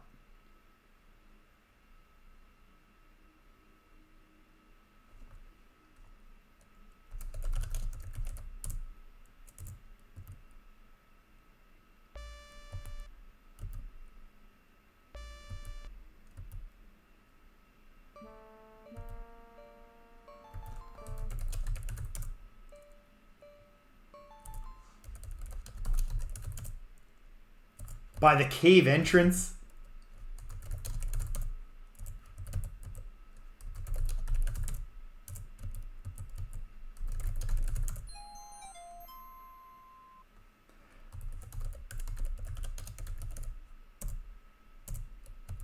It was the exact thing that I thought the cave was originally for, and it didn't even require me to go into the cave. Also, it's not entirely clear to me that the lamp was in any way necessary to get through the cave. Unless it's true that unless the lamp is lit, you always get trolled. I don't know. Okay, well, okay, all right, great.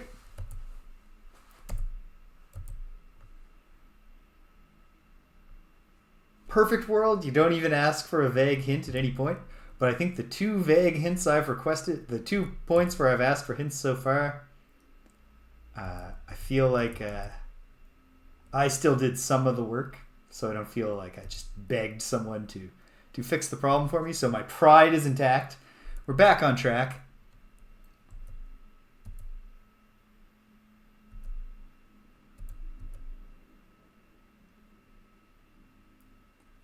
I don't 100% recall, but I do know that there was not a single time, and I went in a bunch of times, that the troll did not spawn. No ogre, no ogre, no ogre, no ogre.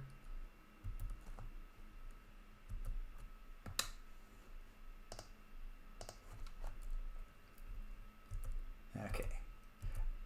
Now, I assume there's more to the overall challenge here. But I gotta believe that I've closed the loop on getting in and not being eaten by the dog.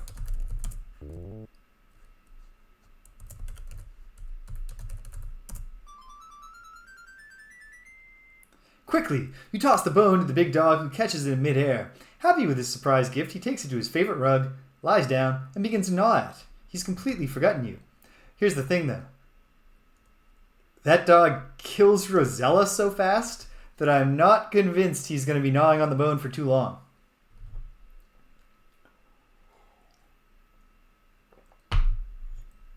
When I was a kid, hey, Marl!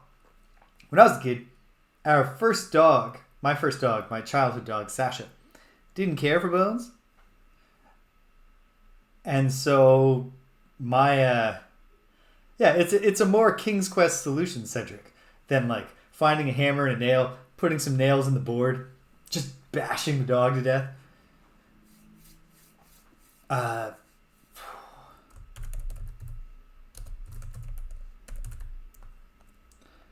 But I'm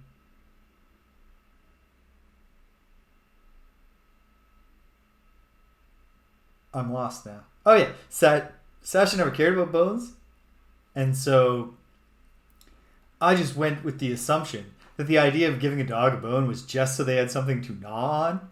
And then later, my parents got a Great Pyrenees as our second dog when I was in university, and Lexi loved bones, and that's when I learned that a big enough dog, you give them the bone, and they just devour it. They just crunch it up and just eat it. Wild stuff. Okay. Well, let's find out the many ways we can be killed here. Because it's surely plenty. Okay. The ogre sees you. You'd better run as she'd like to have you for dinner. Okay, excuse me then. Ah. The ogress is Jason Voorhees. Or at least she has his unique ability to appear in front of the person who is running from him.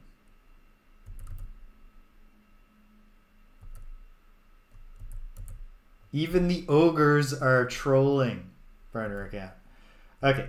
Is she guaranteed to be there? Yes. But she doesn't see me if I go quick enough. In this closet. One of my great childhood memories. I wasn't allowed to watch horror movies as a child for the very, very reasonable reason that my parents knew that I would, then not be able to sleep. So one of my earliest horror movie memories is just my older cousin Shannon describing the entire plot of Jason Takes Manhattan to me and all the kills. I was like, oh, that's so cool. I was actually pretty disappointed when I was finally old enough to watch horror movies, and I watched the Friday the 13th movies, and most of them suck. They don't all suck. Like, some of them are okay. You found yourself inside the ogre's small closet. For a closet, it's surprisingly empty. You notice a large keyhole under the doorknob of the closet door. But what's significant about that?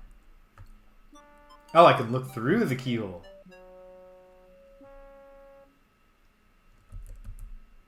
Okay.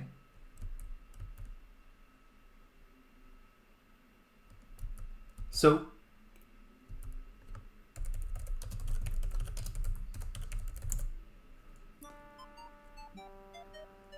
you hear the ogre in the house. I was going to say, there has to be an event here, but do I have to trigger it or will it just randomly happen? Is he going to reveal the code to the safe that they keep the hen in or something? Oh, okay. Looking through the keyhole. Aha! The ogre roars. Fee, fi, fo, fum. I smell the blood of her. Is he going to turn and look at the keyhole? Because that will be great, but also very upsetting. Quiet, you old goat! Interrupts the ogress. That's just a deer you smell. You know how you get when you're hungry. Here, eat. And he's eating. And then are they going to get sleepy or something? Wife, shouts the ogre. Bring me my hen.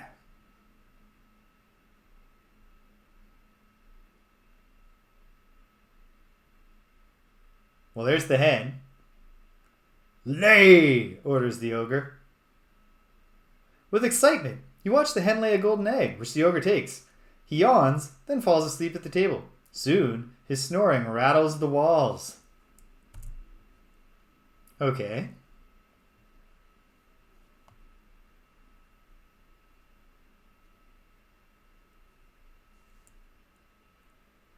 Okay. Yeah, I guess I can just update this save. If it turns out I've totally boxed myself in, I had to do something, I can just go back to here. Try this again. Okay.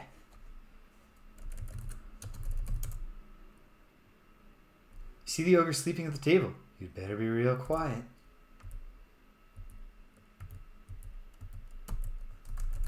Now, is the hen going to wake him up because I haven't done something to silence him? Nope.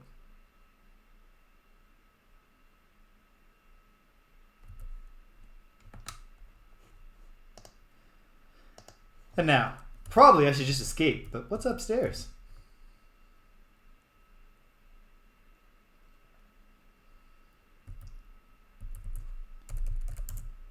You've entered the ogre's upstairs bedroom, where a huge bed dominates the place. This bed looks smaller than Genesta's bed.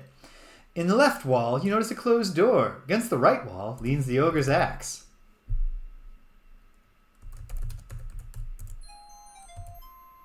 Yeah, that's right.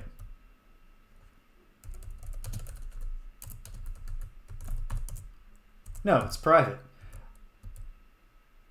These are not like nice people. Do we think they would hesitate to... A bear rug. Yeah. A bear rug. I said under it, but okay. You can't. The door is locked. Is the key under the rug? Can't get that. Look at key. Can I see it? You don't have any keys. No.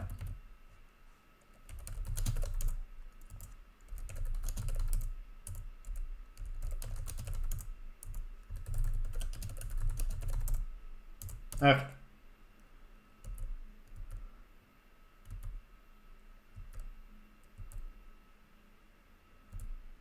At least I got a free axe out of the deal. It may turn out that I'm a fool to be leaving here. Squawk, squawk! Uh-oh. The hen has woken the ogre. Will he chase me out, though? Yes. Will he chase me to here?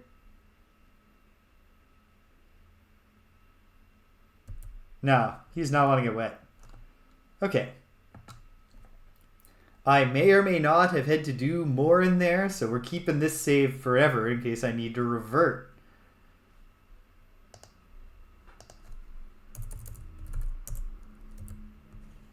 But I've got an axe.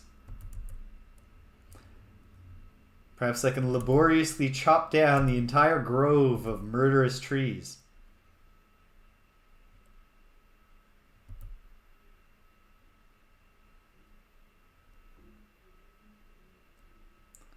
The ogre has a relatively low passion level for giving chase to save his hen.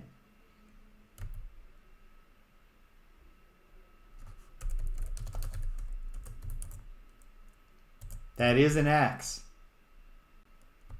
Confirmed. That's a hen.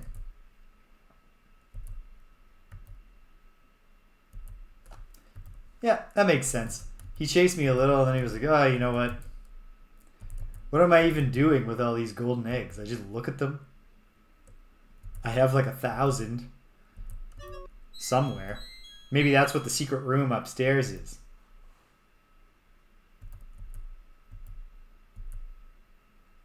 Just a closet full of golden eggs.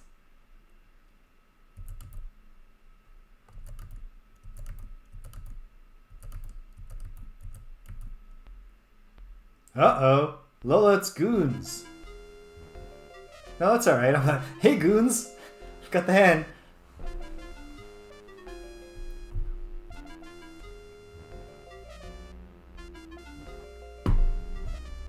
I guess this is just impatience on Lolotte's part. Because at this point, she knows who Rosella is. What a good girl you are, Lolotte gushes. I really ought to give you your reward right now. She pauses, and you wonder what she's up to. I mean, something horrible. Lolotte goes on to say, but I have just the tiniest bit of doubt left. Okay, as far as, like, twists go, if you do just one more thing for me, I'll be completely convinced of your innocence, and you'll receive a wonderful reward. Somehow, you don't quite believe her, and that's true. I want to have Pandora's box. It is said that whoever owns it would be in possession of the purest evil. Lolotte's red eyes glow as she exclaims, with the power and evil of Pandora's box, I would be unstoppable. Or perhaps just some ironic twist. Your terror returns as you realize what an evil being Lolotte really is. You wonder if you should be helping her in this way, but what can you do about it? Nothing. Right now. I don't know the whereabouts of Lolotte's box, of Pandora's box, Lolotte tells you. You must search for it yourself. Again, she orders her henchmen to take her away.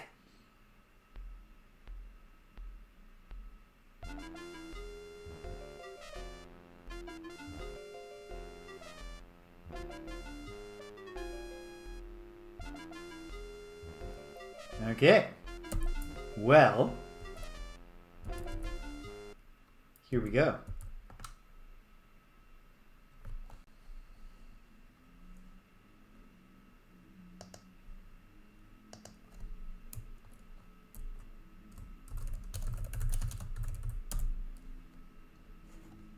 I must find a box. So, I don't think this is going to work, but let's start by investigating whether I can kill the giant monster trees with an axe. I don't think it's going to work, but if that is the answer, I'll feel silly if I didn't try it, just because it seems implausible.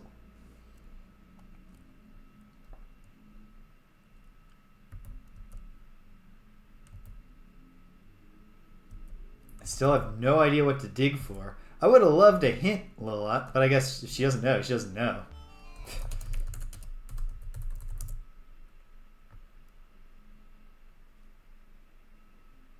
The trees tremble at your might and are frightened by your axe. They will not bother you further.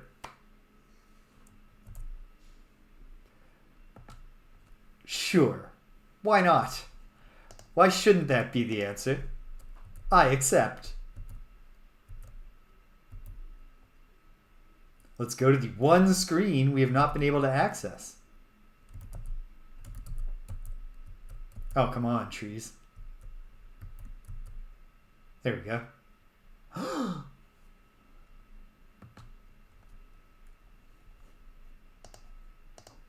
Well, I know how to describe this without even saying look. I will add to my map in the top right position. Although top is arbitrary here, but it's where I wound up putting the top. Skull Cave.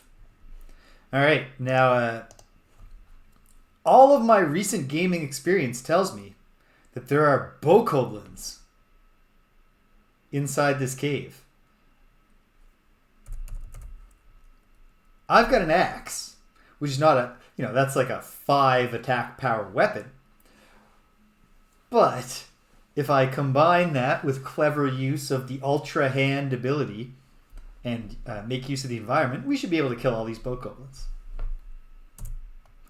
A cave, bearing a slight resemblance to a skull, juts out from the crag. A slight resemblance? I don't know about that. I mean, it certainly could be. There's clearly a fire raging in there. What if there's just some nice people? Juts out from the craggy mountainside. Huge rocks block your exit to the north, and you're completely surrounded by those grabby trees. Nice situation, huh? Oh, those trees won't be any trouble.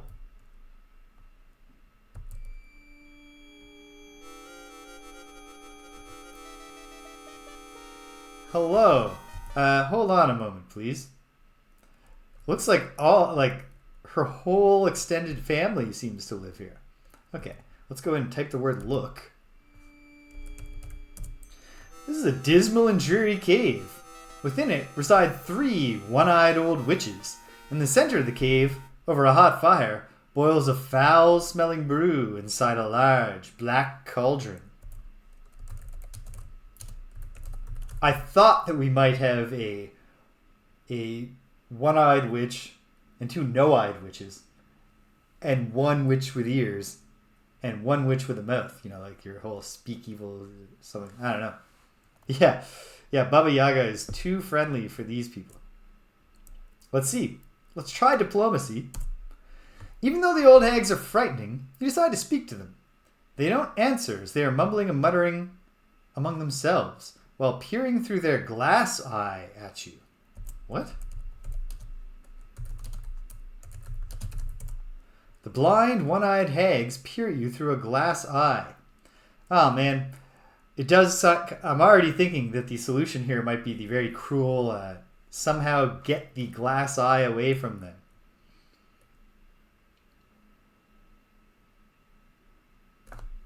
Exactly, David.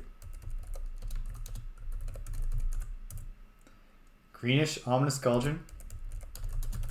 It's on the shelves. You see bottles and jars of disgusting looking stuff. None of it interests you, though. Okay. Now, does the witch just come and kill me? Oh, wait. She can't see. Watch out. Too late. Okay. Yes, they do want to cook me. You knew you needed a hot bath, but not this hot. And it's true. I definitely... Wow, that's horrific. I definitely did not like... A hot bath would be a you know... Rosella still stinks of whale saliva. Okay. Well, what's our move?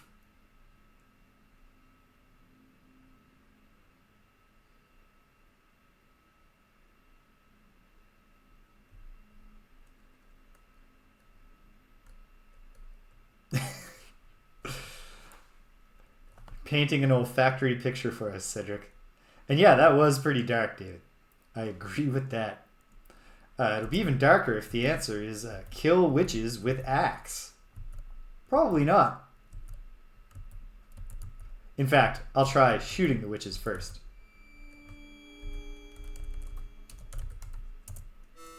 Nope. Ouch. Can I trick her into stumbling into the thing? Oops. No, I left the cave by mistake.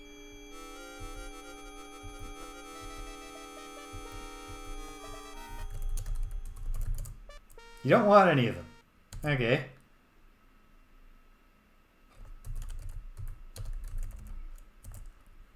Throwing the ball won't do anything. All right.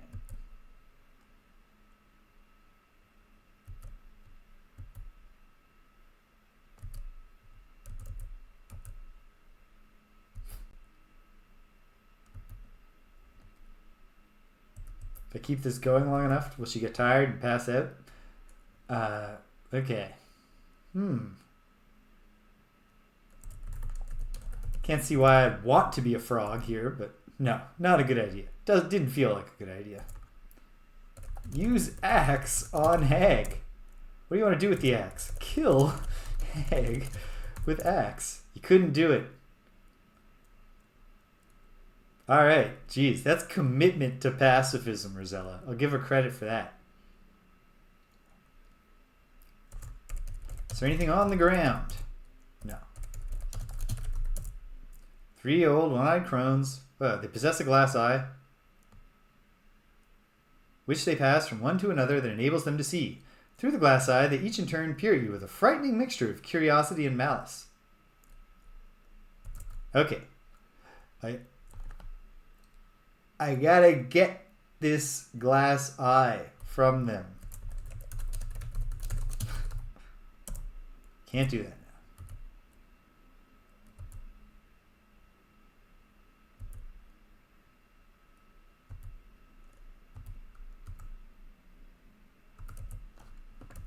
now. Okay, go outside for a moment. Take stock. They don't want to talk to me.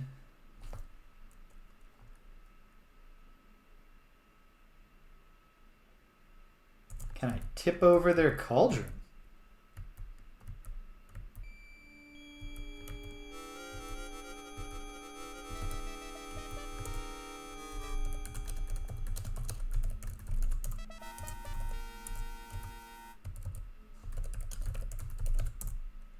No.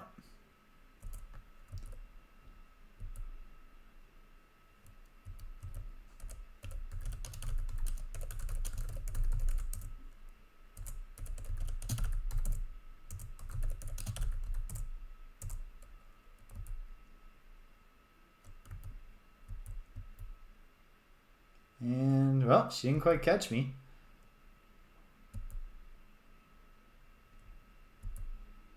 She's blind right now, of course.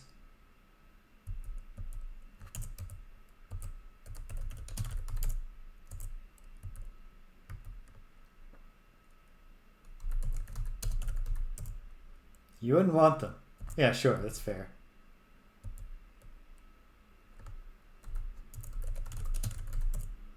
Game doesn't understand fight. Of course it doesn't. And she caught me.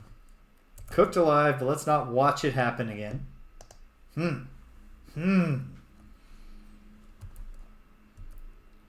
Is there something on the Grove of the Tree Men screens that I can get now because they're scared of me? Wait, are these ones also scared? Yes. Word has spread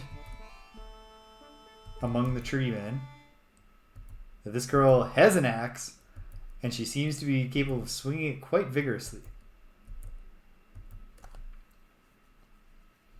Is there a visual gimmick here where there's an additional cave entrance? Like right here. Probably not. No. Okay. Can't climb anything. You know, there's always trying, pardon me, everything.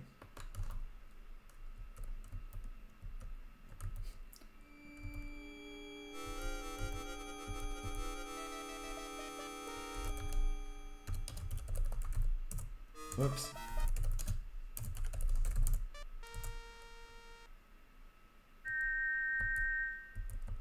No, she is not going to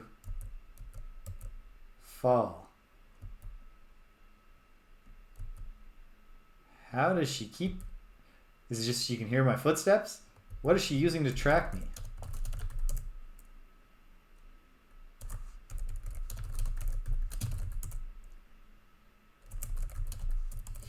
Can I just take the glass eye from them? I guess I can try.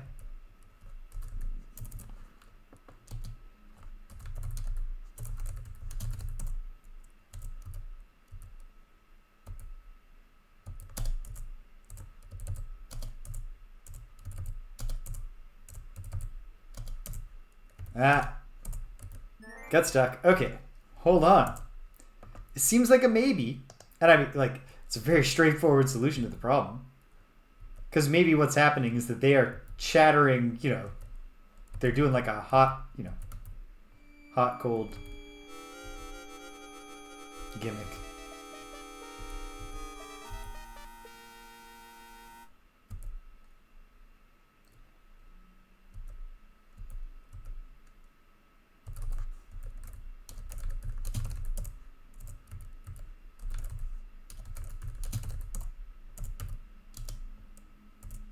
Too late. Okay.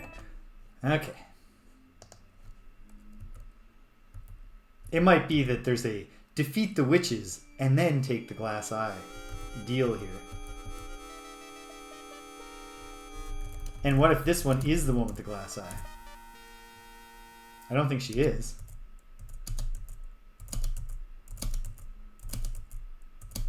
No, I don't think she was. Okay. Not giving up on this idea until I've thoroughly tested it.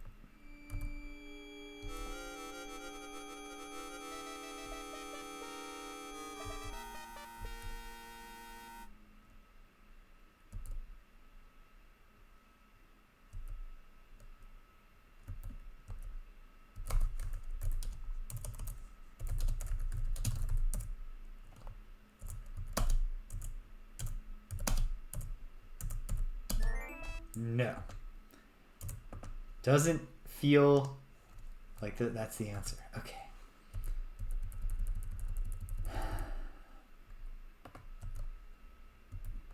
Can I smash the shelves with my axe and then, you know, upset them somehow?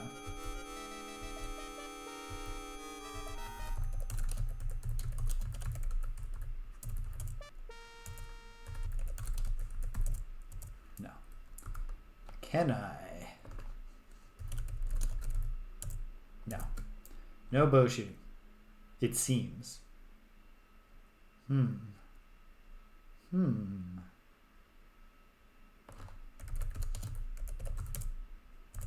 No, flute's not going to do anything for me here.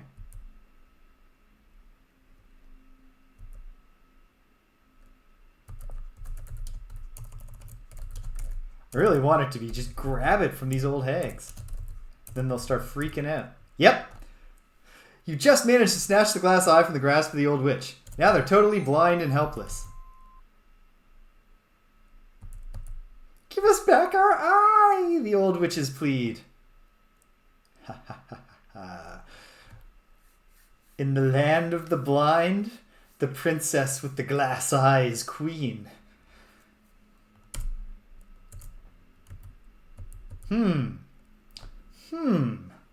Well,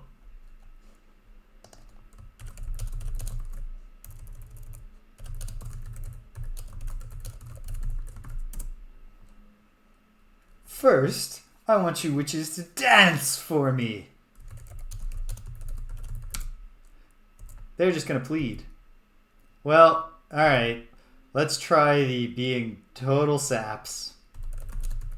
And just hope that because I'm kind, they'll be like, okay, fine, you're pretty good. Here, have Pandora's box.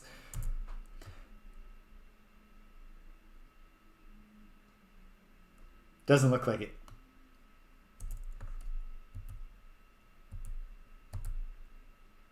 They're not eating me now, but otherwise this did nothing for me. Okay, let's go back to when I had all the advantages.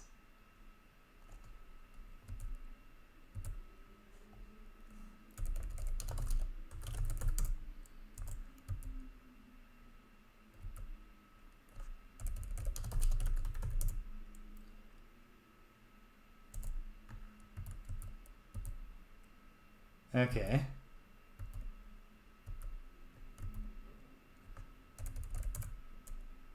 Dismal Jury Cave, bunch of stuff.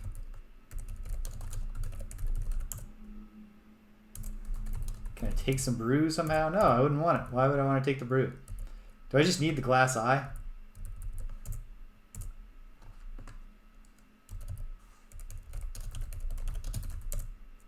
You attempt to look through the glass eye, but it doesn't help you at all. What happens to my score when I return the eye? Hold on.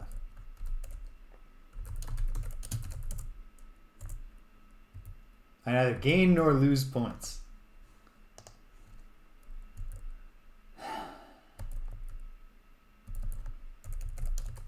Is there a key here that... No.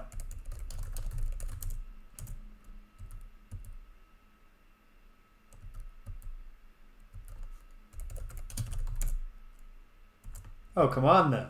They're at my mercy. Why can't I kick them around a little? They were literally going to eat me. Okay, what if I just leave? Does anything happen? No, but... What if I go back? Are they still just begging on their knees?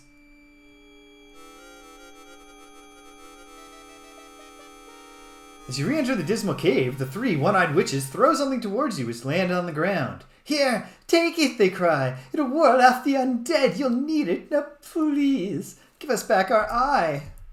Give us back our eye. You think about it. What is it? See the black scarab. Well, this is a start, ladies, but, can you sweeten the pot? They plead, please, give us back our eye, give us back our eye.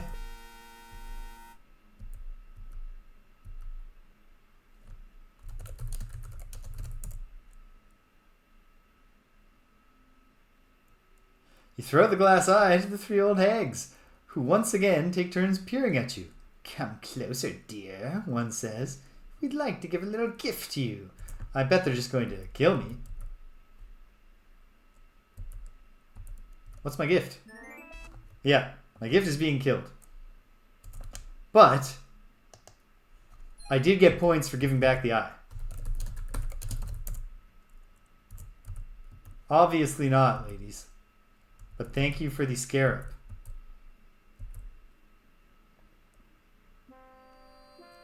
Like a heavy blanket, darkness enfolds you. Which means that it's just nighttime now, not, oh no, you've run out of time. Right? I'm pretty sure. Yep. Hell yeah. Okay. We're cooking. Well, speaking of cooking, it'll soon be time for me to cook supper. But not yet.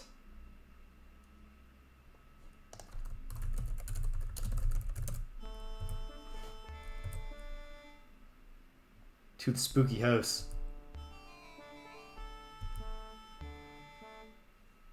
That's right. Yep. Great minds, PJ.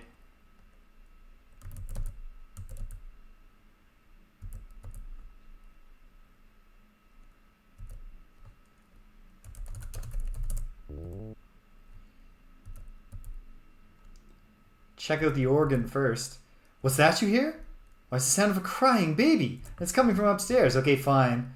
I should go check on the ghost baby first.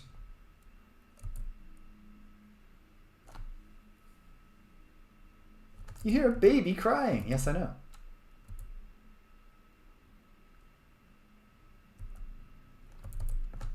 You know what, though?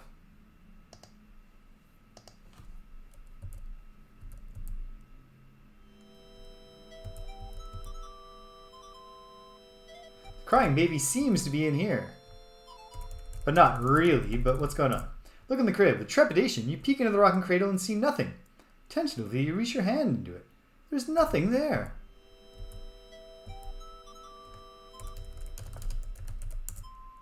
Oh, of course, this is my lantern. Wait.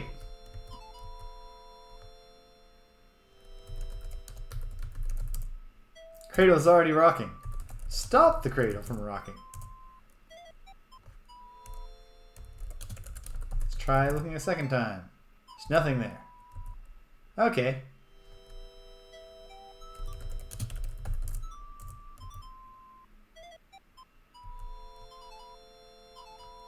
I like this little lullaby melody. Okay. You're right, PJ. Why wouldn't I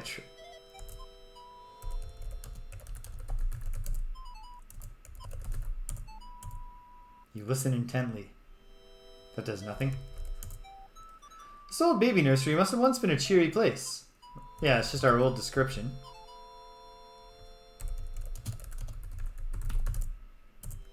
And the drawers are empty. Okay.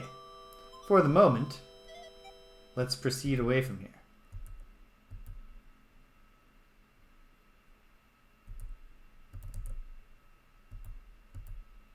What else is going on in this old house? Is the Phantom of the Opera finally at his organ, for example? Nothing looks new in here. There's still that trap door. You hear a baby crying. Yes, I know, but it's not there. There's no baby. It's some kind of fake baby.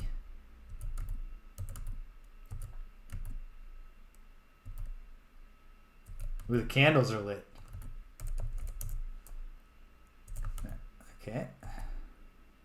Is there a ghost cook in the kitchen? Nope, the candle's lit. I can hear the baby crying. Wait a minute. Before I even try to return to the organ room,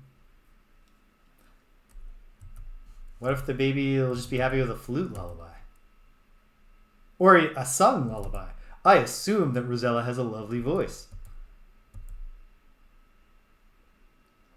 Even if it's just represented like with synthesizer tones, like Cella's voice in Final Fantasy VI. It wouldn't be a good idea right now. While trembling, you attempt to sing a lullaby to the whimpering baby ghost. Doesn't work. The poor thing continues its pitiful crying. At least we have a confirmation that there is a baby ghost. Can we cheer it up with peekaboo? No.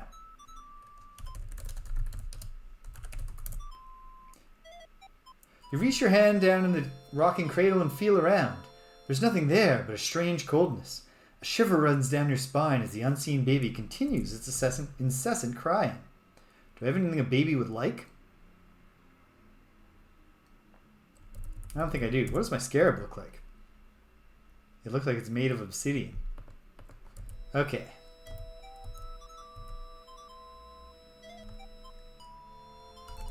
Can I just comfort the baby? Can I sing another lullaby and it finally works? No. Can I burp the baby?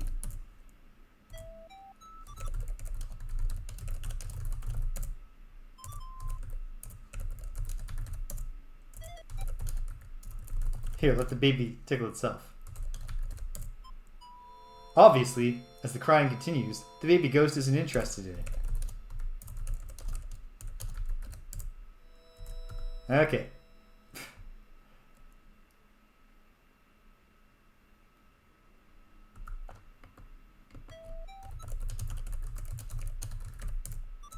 Okay.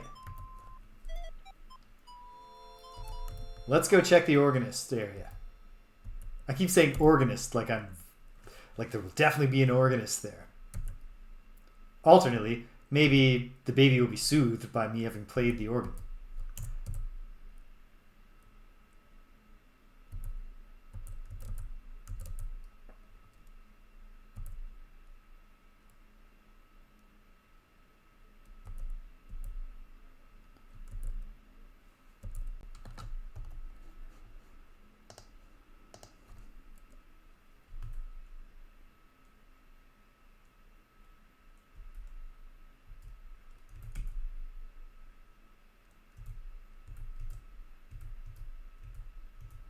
Very careful, Rosella. The handrails here are utterly inadequate, and your controls suddenly mirror when she gets to the curving part of the stairs. Alright, still no one here. But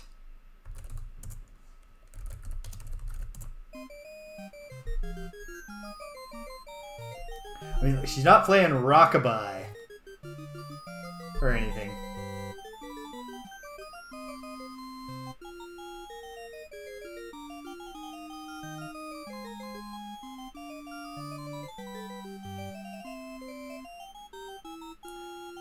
Step back for a moment. I like the touch of when you have the Hag's eye, if you just give it to them right away, they're just like, you're a sucker. But if you show the will to walk away, it breaks them. Okay. Well, did that matter? It could have. No law says it doesn't matter.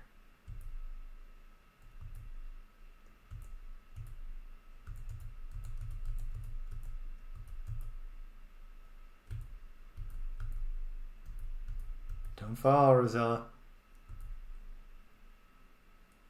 Your brother eventually learned not to fall downstairs. Hopefully, he just described his adventures to you in such detail.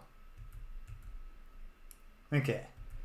It would feel weird if that was how to stop the baby from crying, just because it's so far away and there's no real indication. But what if the baby, it's just, no. Okay.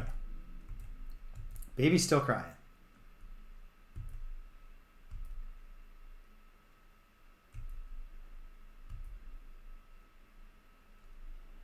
Maybe when I go up in the attic, I'll find a rattle or something, but I don't have a plan for getting in the attic yet. Sure does. Okay. What if I can put out the light and then it gets to sleep?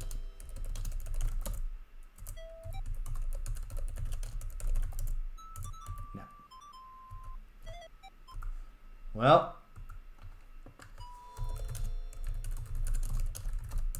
Doesn't care.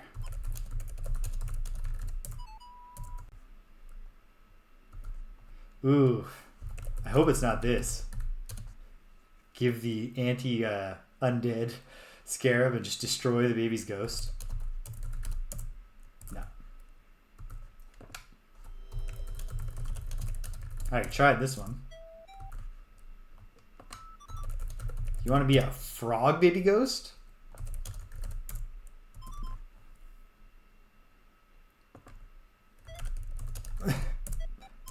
Can't do that now. Maybe later. None of the rest of this seems like anything a baby should be playing with. And I tried the whistle already, didn't I? Okay. Let's put a pin in this for the moment. I guess I should mess around a little with the room with the trapdoor. See if I can figure out how to get in to the attic where maybe the baby's toys are.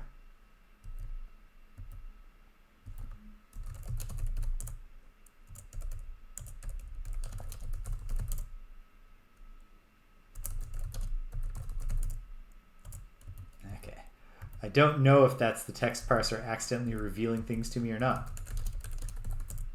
No, can't stand on the bed. Obviously, there's a trapdoor on the ceiling.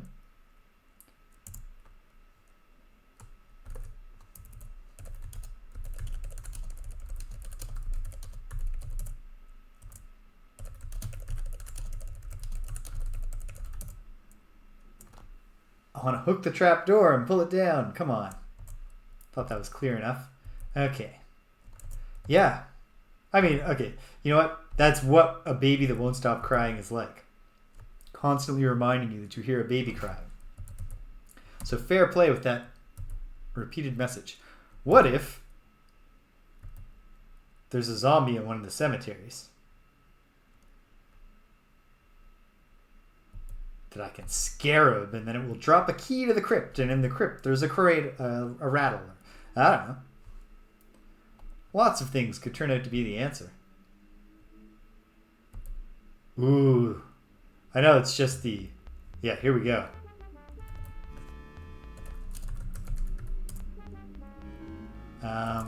Show scarab to zombie. This rundown, gloomy cemetery gives you the creeps.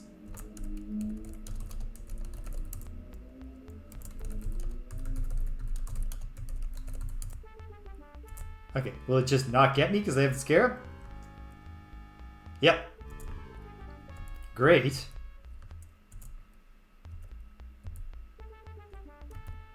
Okay.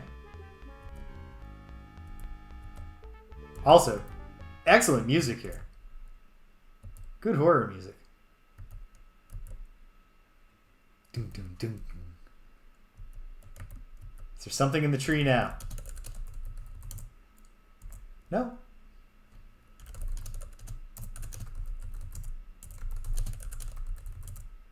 Okay. So there were a bunch of zombies. Hold on.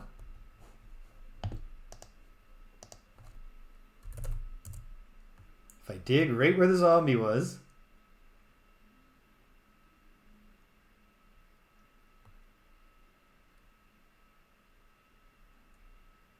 Dig a small hole but find nothing of interest.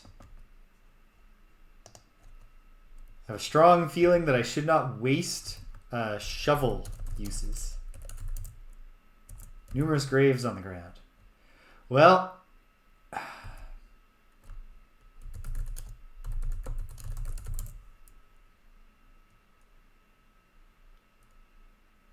this guy was a miser, he might have been buried with something of value.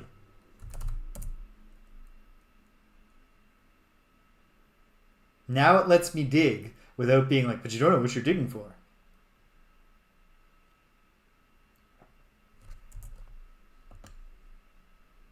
I don't trust this shovel to not break after X digs. You're not going to catch me sleeping on that, Roberta.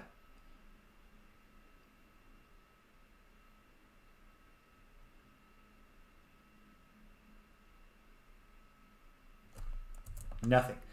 But clearly, there's something to dig up somewhere.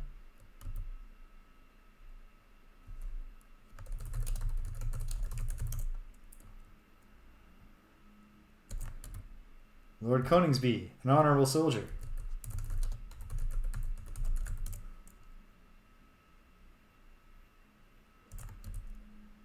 Dead wife. Probably none of these gravestones are going to say, like, buried with his beloved crypt key or something, but...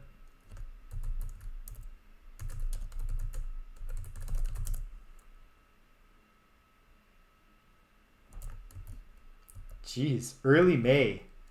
And taking off the flannels was enough to take him down.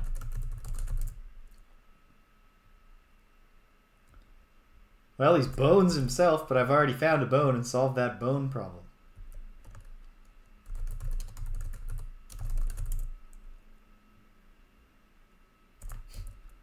Dr. I lets him.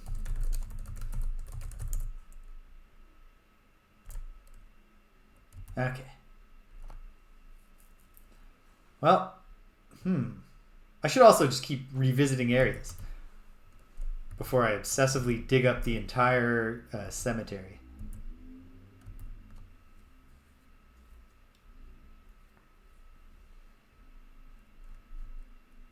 So, zombies here now? No. Oh, yes. Yeah, bring it on, Mr. Zombie.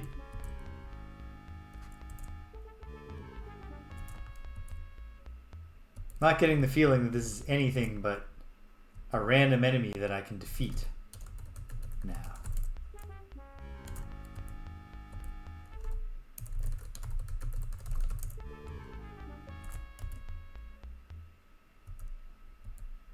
Boom, boom, boom, boom, boom, boom.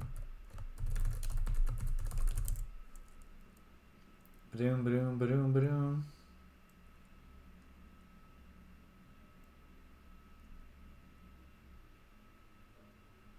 Okay. This is the grave of a child. Was he buried with his favorite toy? Was it that baby? Actually, that... dig up a child's grave seems too dark for a King's Quest. But the logic is sound. No, okay, great.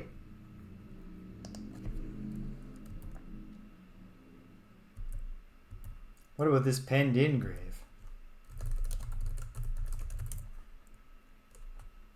Here lies a poor woman who was always tired. She lived in a house where help wasn't hired. Oh yeah, I read this already. We don't need to read that whole poem again. Okay. Here's the waterfall. I'm inclined to say so far that I won't bother going back to the cave. Instead, let me revisit the other points of interest. Oops. See if there's anything new. And of course, let's never abandon the possibility. Ooh! The dwarves are presumably home now. It's locked.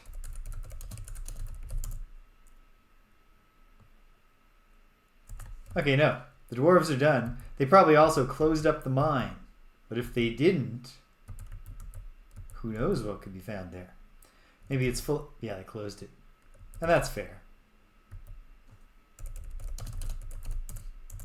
Don't have any keys. I would love to have a key. There's a bunch of locked doors.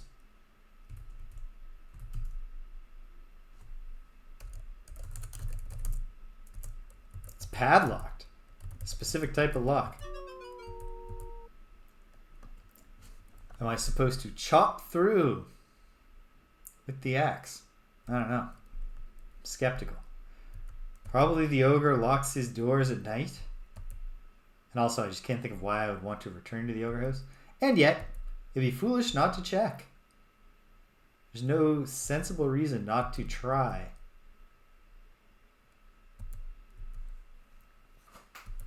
But the obvious, most pressing issue is the crying ghost baby. With the second most pressing issue being that I can use the shovel to dig now. So what am I supposed to be digging up? And where?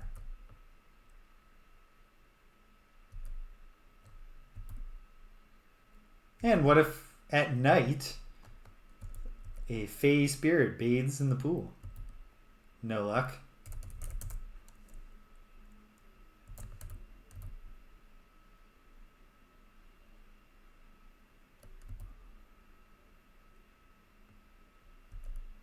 I'll give it a shot.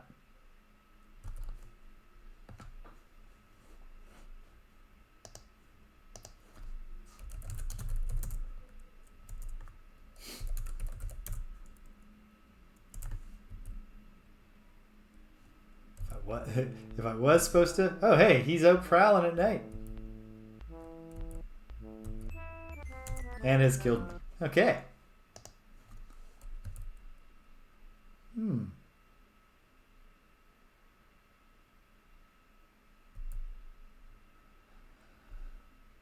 I got to assume the fisherman and his wife are asleep. But what if he's out on the dock looking wistfully out to sea for some reason? You talk to him and he says, I've been reflecting on how I stole this key to the crypt. And also this small child's toy. Stranger things have happened.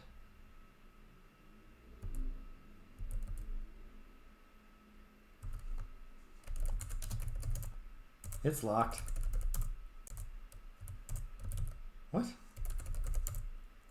I don't see one here. What the hell are you talking about? Okay. Probably he's not over here.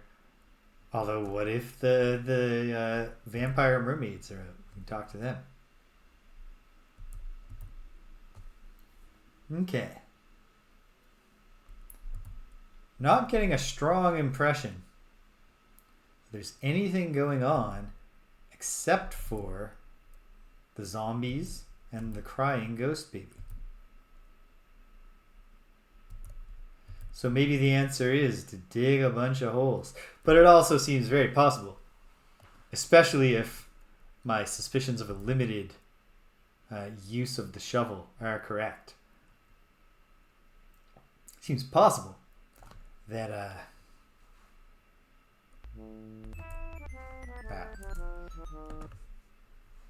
what am I trying to say? Seems possible that there'll be a clue that'll help me get a sense of where to dig.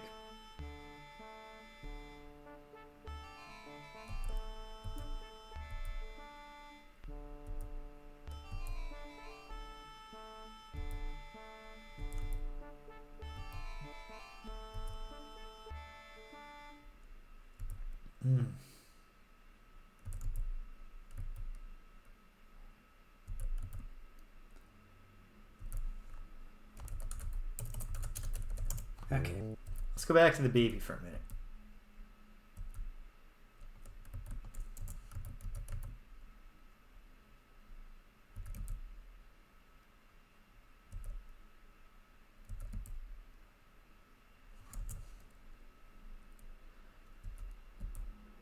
What if it's as simple as no.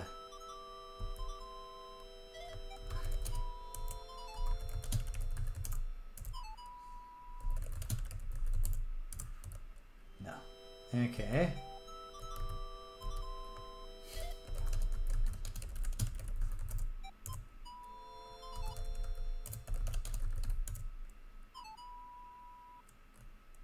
Yeah.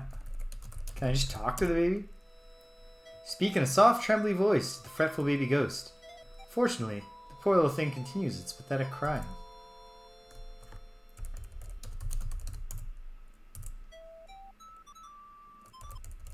Okay. The rocking horse feels like it should be significant.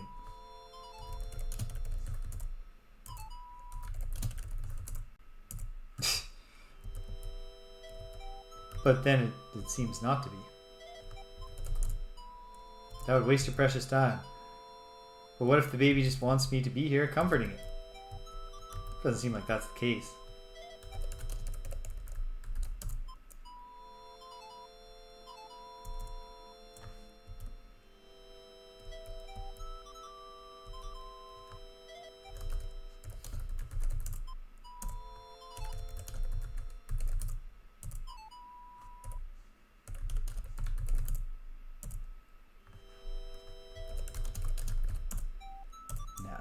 Okay. Can't shoot the baby as much as we might like to. Not because it's Cupid's bow and it would just make the baby happy. I don't know. I gotta run to the washroom.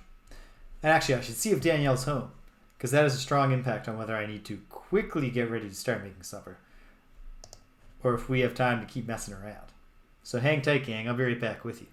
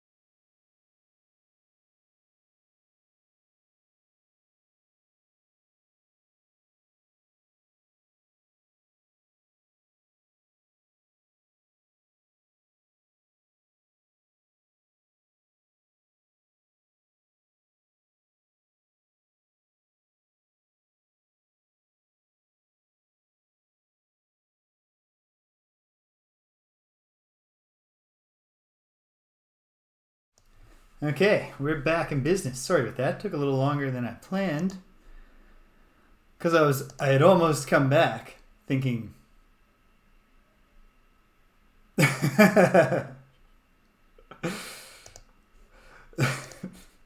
Fair point. Yeah, I was just about to come back thinking that, oh, no, Danielle's not home yet. And then I thought, wait, what if she's taking a nap upstairs? She was. So I was able to confirm that she would like me to start making supper soon, which is quite fair. Okay, but first, let's just poke around this house a little bit more. Drawers are empty. Of course they are. Look at the toy. Look at the rattle. Yes, I know I hear a baby crying. Okay.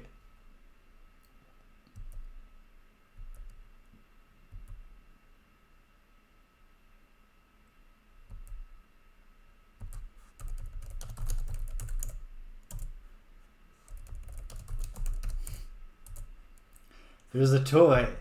I feel strongly that you know, I gotta find something the baby wants.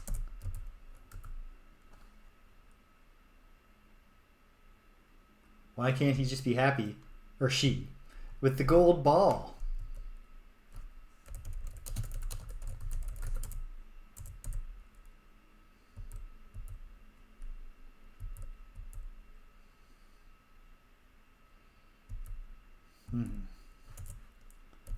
So many rooms in this house.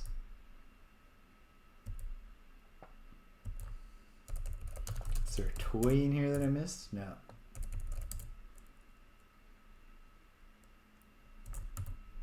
I did get the Shakespeare book in here now that I think of that.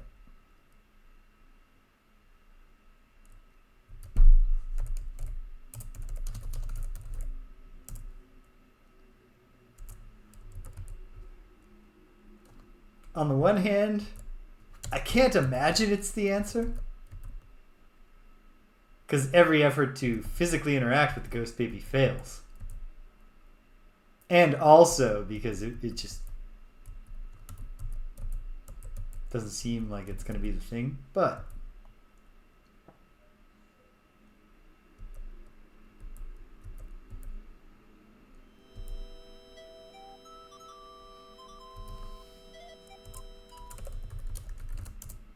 no. This baby doesn't eat. Can I put the baby on the horse? Play with baby. No.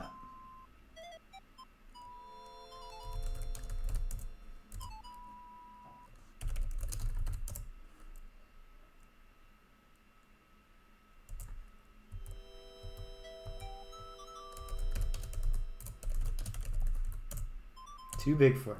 What about the ghost baby? Is the ghost baby too big for it?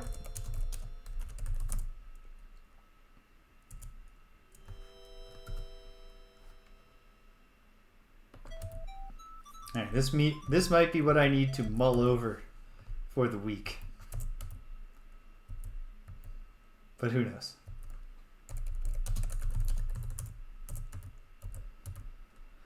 What if now I can take the ladder from the pantry? Or what if there's baby food in the... No, because the baby does not eat.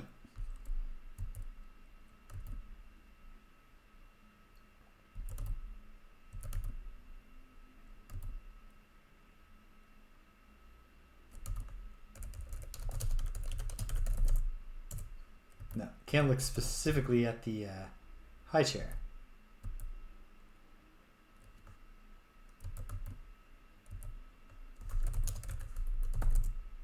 No, can't take the ladder.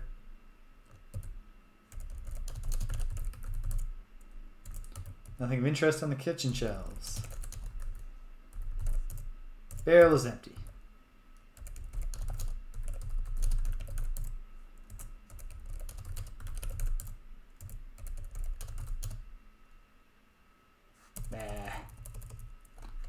Okay. Oh, do I ever hear a baby crying? Cooking pot is empty and useless. Okay. Okay.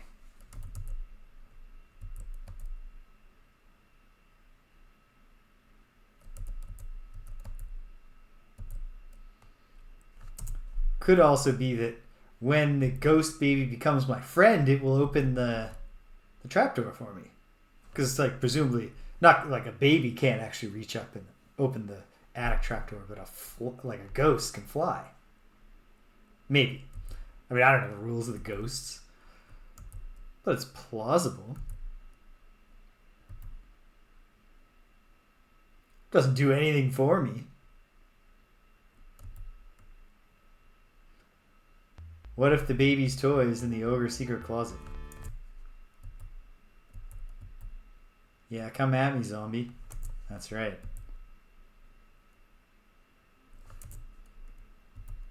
But all these like the zombies leave a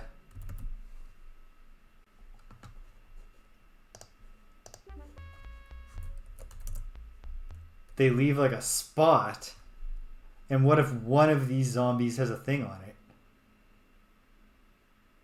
It's not impossible.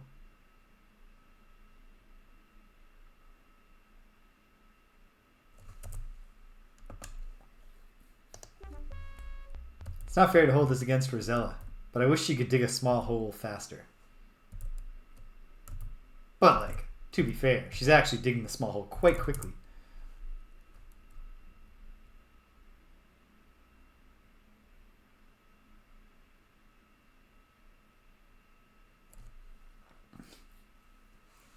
The King's Quest games have taught me so much to be distrustful, such that every time I dig a hole and it doesn't work, I'm like, that the shovel might break. After exactly as many digs as I need to do. Someday when I'm trying LucasArts adventure games, I'm going to have to unlearn some of this.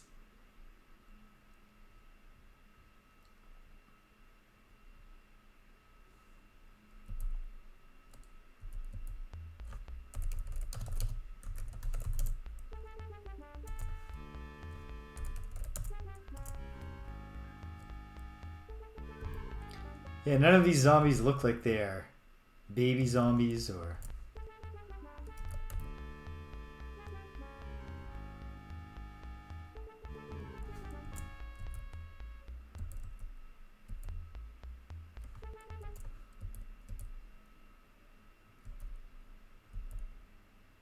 Wait a minute. Probably not, but what if this? What if I've been looking at a cross when all along it was X marks the spot?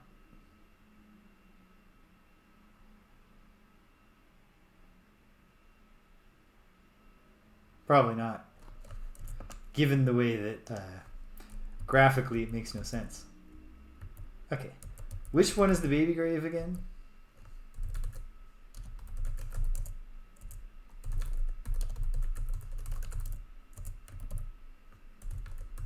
Is this not a gravestone anyway? Okay. Hold on.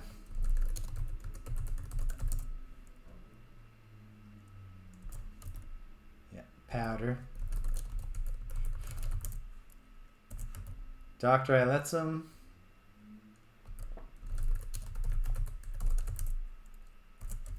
Jerry Jones. Again, digging up the baby's grave seems too dark.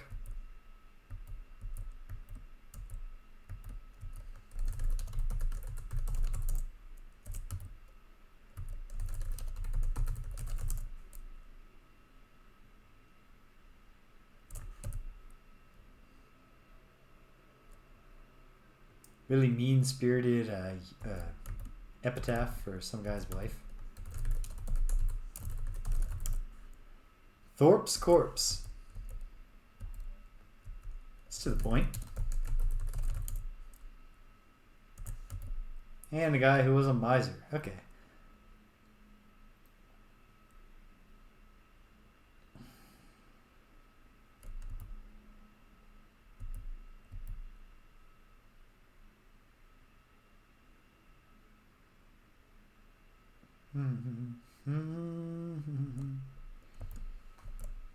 Oh yeah, it's the cracked one up here. Screw off, zombie. I got the scarab.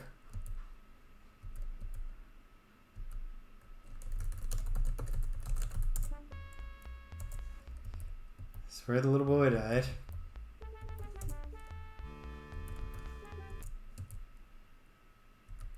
What if I'm a little more explicit? Not here.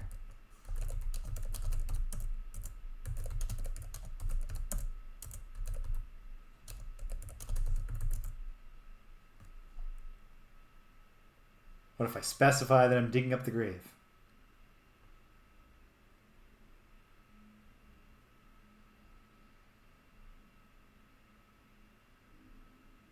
No, I don't even get a different error message. Like a message that says, you dig up the grave and find nothing of interest. Okay.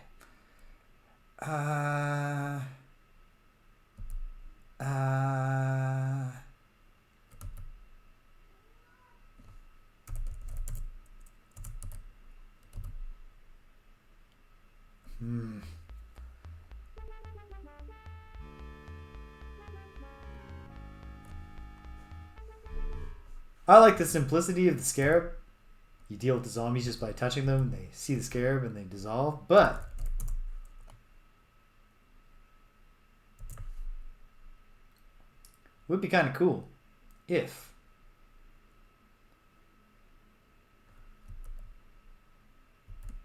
here's one more idea. Hold on. Let me just remind myself. Okay.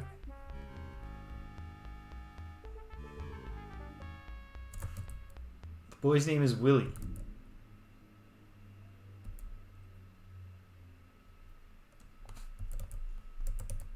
If I talk to Willie, is he comforted because he hears his own name? Assuming that that is the grave of this baby.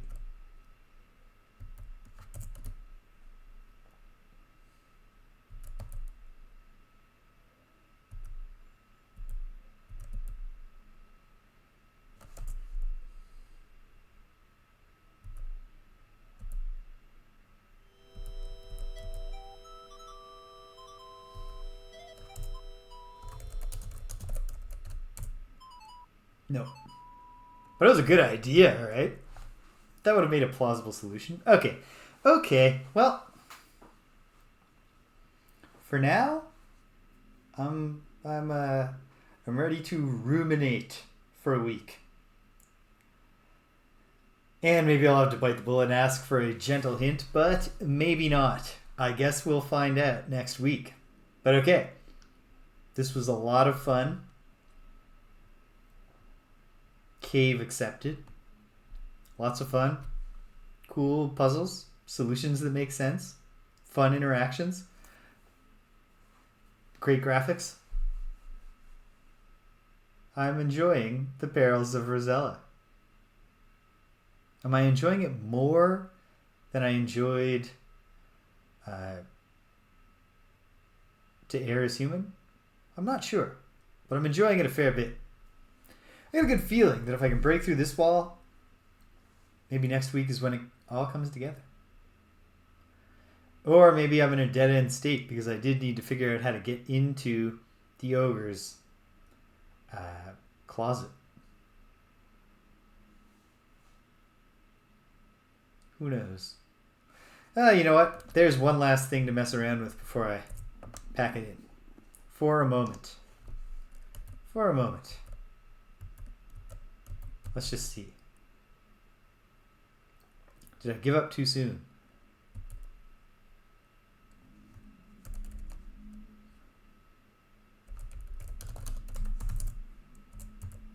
Okay.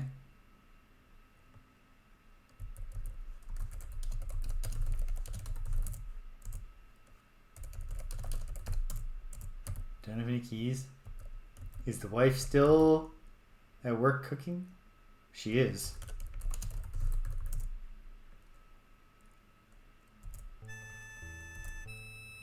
You just miss. Okay.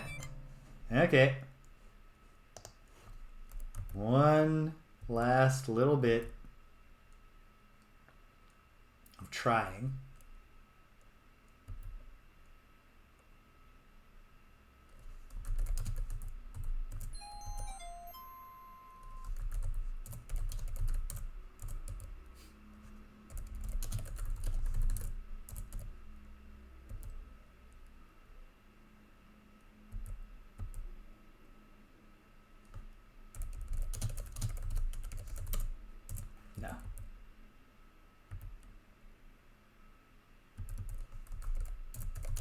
Or maybe. Like, maybe I'm just not doing it right.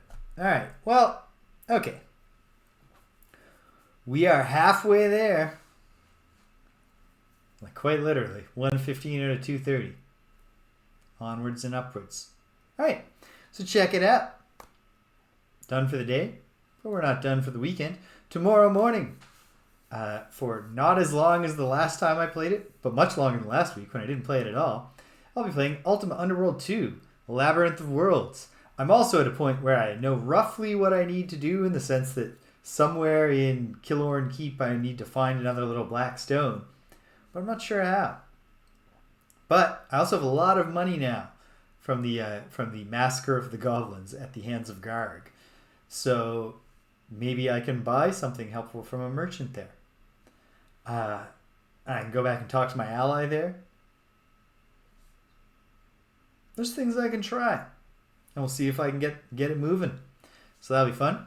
And then, Tuesday evening, Greg's going to be over here. We gave up, which I never thought I'd do on a Kunio-kun game, but we gave up on Shodai Niketsu Kuwa Kunio-kun because, oh god, it just sucked. And it's unfortunate because the way it sucked should have been, is not like outside of the capacity of better design choices to avoid it. Because the fighting was pretty fun and like the story was simple, but it was fun to go through it. But the constant random encounters were torturous. And then also we broke the game and bugged it out, so we would have had to start over.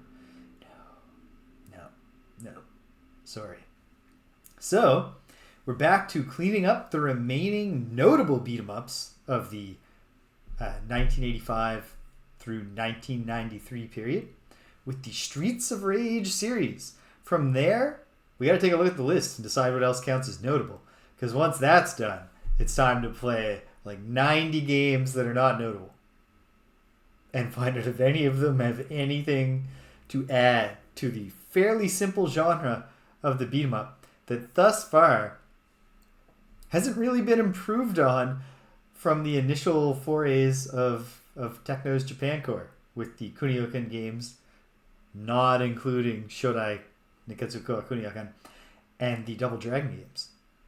But you know what? I played Streets of Rage before and it's fun. So, wait! Oh goodness, I'm sorry. Cedric, I got you excited for nothing. We are going to Streets of Rage next after, because Greg realized, and I had to grant that this was true, that Tuesday is Halloween. So, on our list, we got one beat 'em up that I think is suitable to play on Halloween. And that's Splatterhouse 3 on the Genesis. And because that might not be enough to fill a whole episode, we'll also check out the original two Splatterhouse games, although those are not beat 'em ups, they are side-scrolling brawlers. But we'll poke into those a little just to get the feel, and then play the sort of not quite like beat 'em up RPG, like say the Kunio-kun games, but it's a cool beat 'em up where you have like free roaming through a house, and there's a timer at least at one part in the game that can affect whether your girlfriend dies or not. I remember that from playing it in the past. And then the one other thing that I remember, and I played this game briefly on an emulator with my buddy Jake 20 or more years ago. More. Oh man. At least I'm still pretty. But more than 20 years ago, like 25 years ago, we played this game a bit on an emulator. And to this day, a message that pops up if you don't find Jennifer fast enough has been burned into my consciousness. Jennifer smells of rot. ... of the grave. Hopefully we can stop Jennifer from acquiring the smell of grave rot. But I guess we'll find out. On Friday Night Frosthaven, we'll return to that Dead Mile scenario and see if we can actually escape the Dead Mile, or if it actually does just go on forever. It's a gimmick scenario that you can't win. My money's against that being the case, but I guess we'll find out. And then, we're back here. Perils of Rosella. I hope I beat it next time, not because I'm sick of it in any way, because I really want to play the Chance of Sinara, but I committed to doing it after King's Quest. So I gotta wait. But I don't want to wait anymore. So hopefully 2 weeks hence we'll be playing Chance of Sinara, but I guess we'll find out together. Hey, that's the story. That's where we are. And it's where we're going. So if you stuck around to the end, thanks for sticking around to the end. If you came and you left, you cannot hear my voice, but I'm glad you stopped by anyway. So thanks for stopping by. And until the next time, that we're all in the same deep, dark night together going, will someone shut that dog baby up? Take care of yourselves. And be kind to everyone you meet.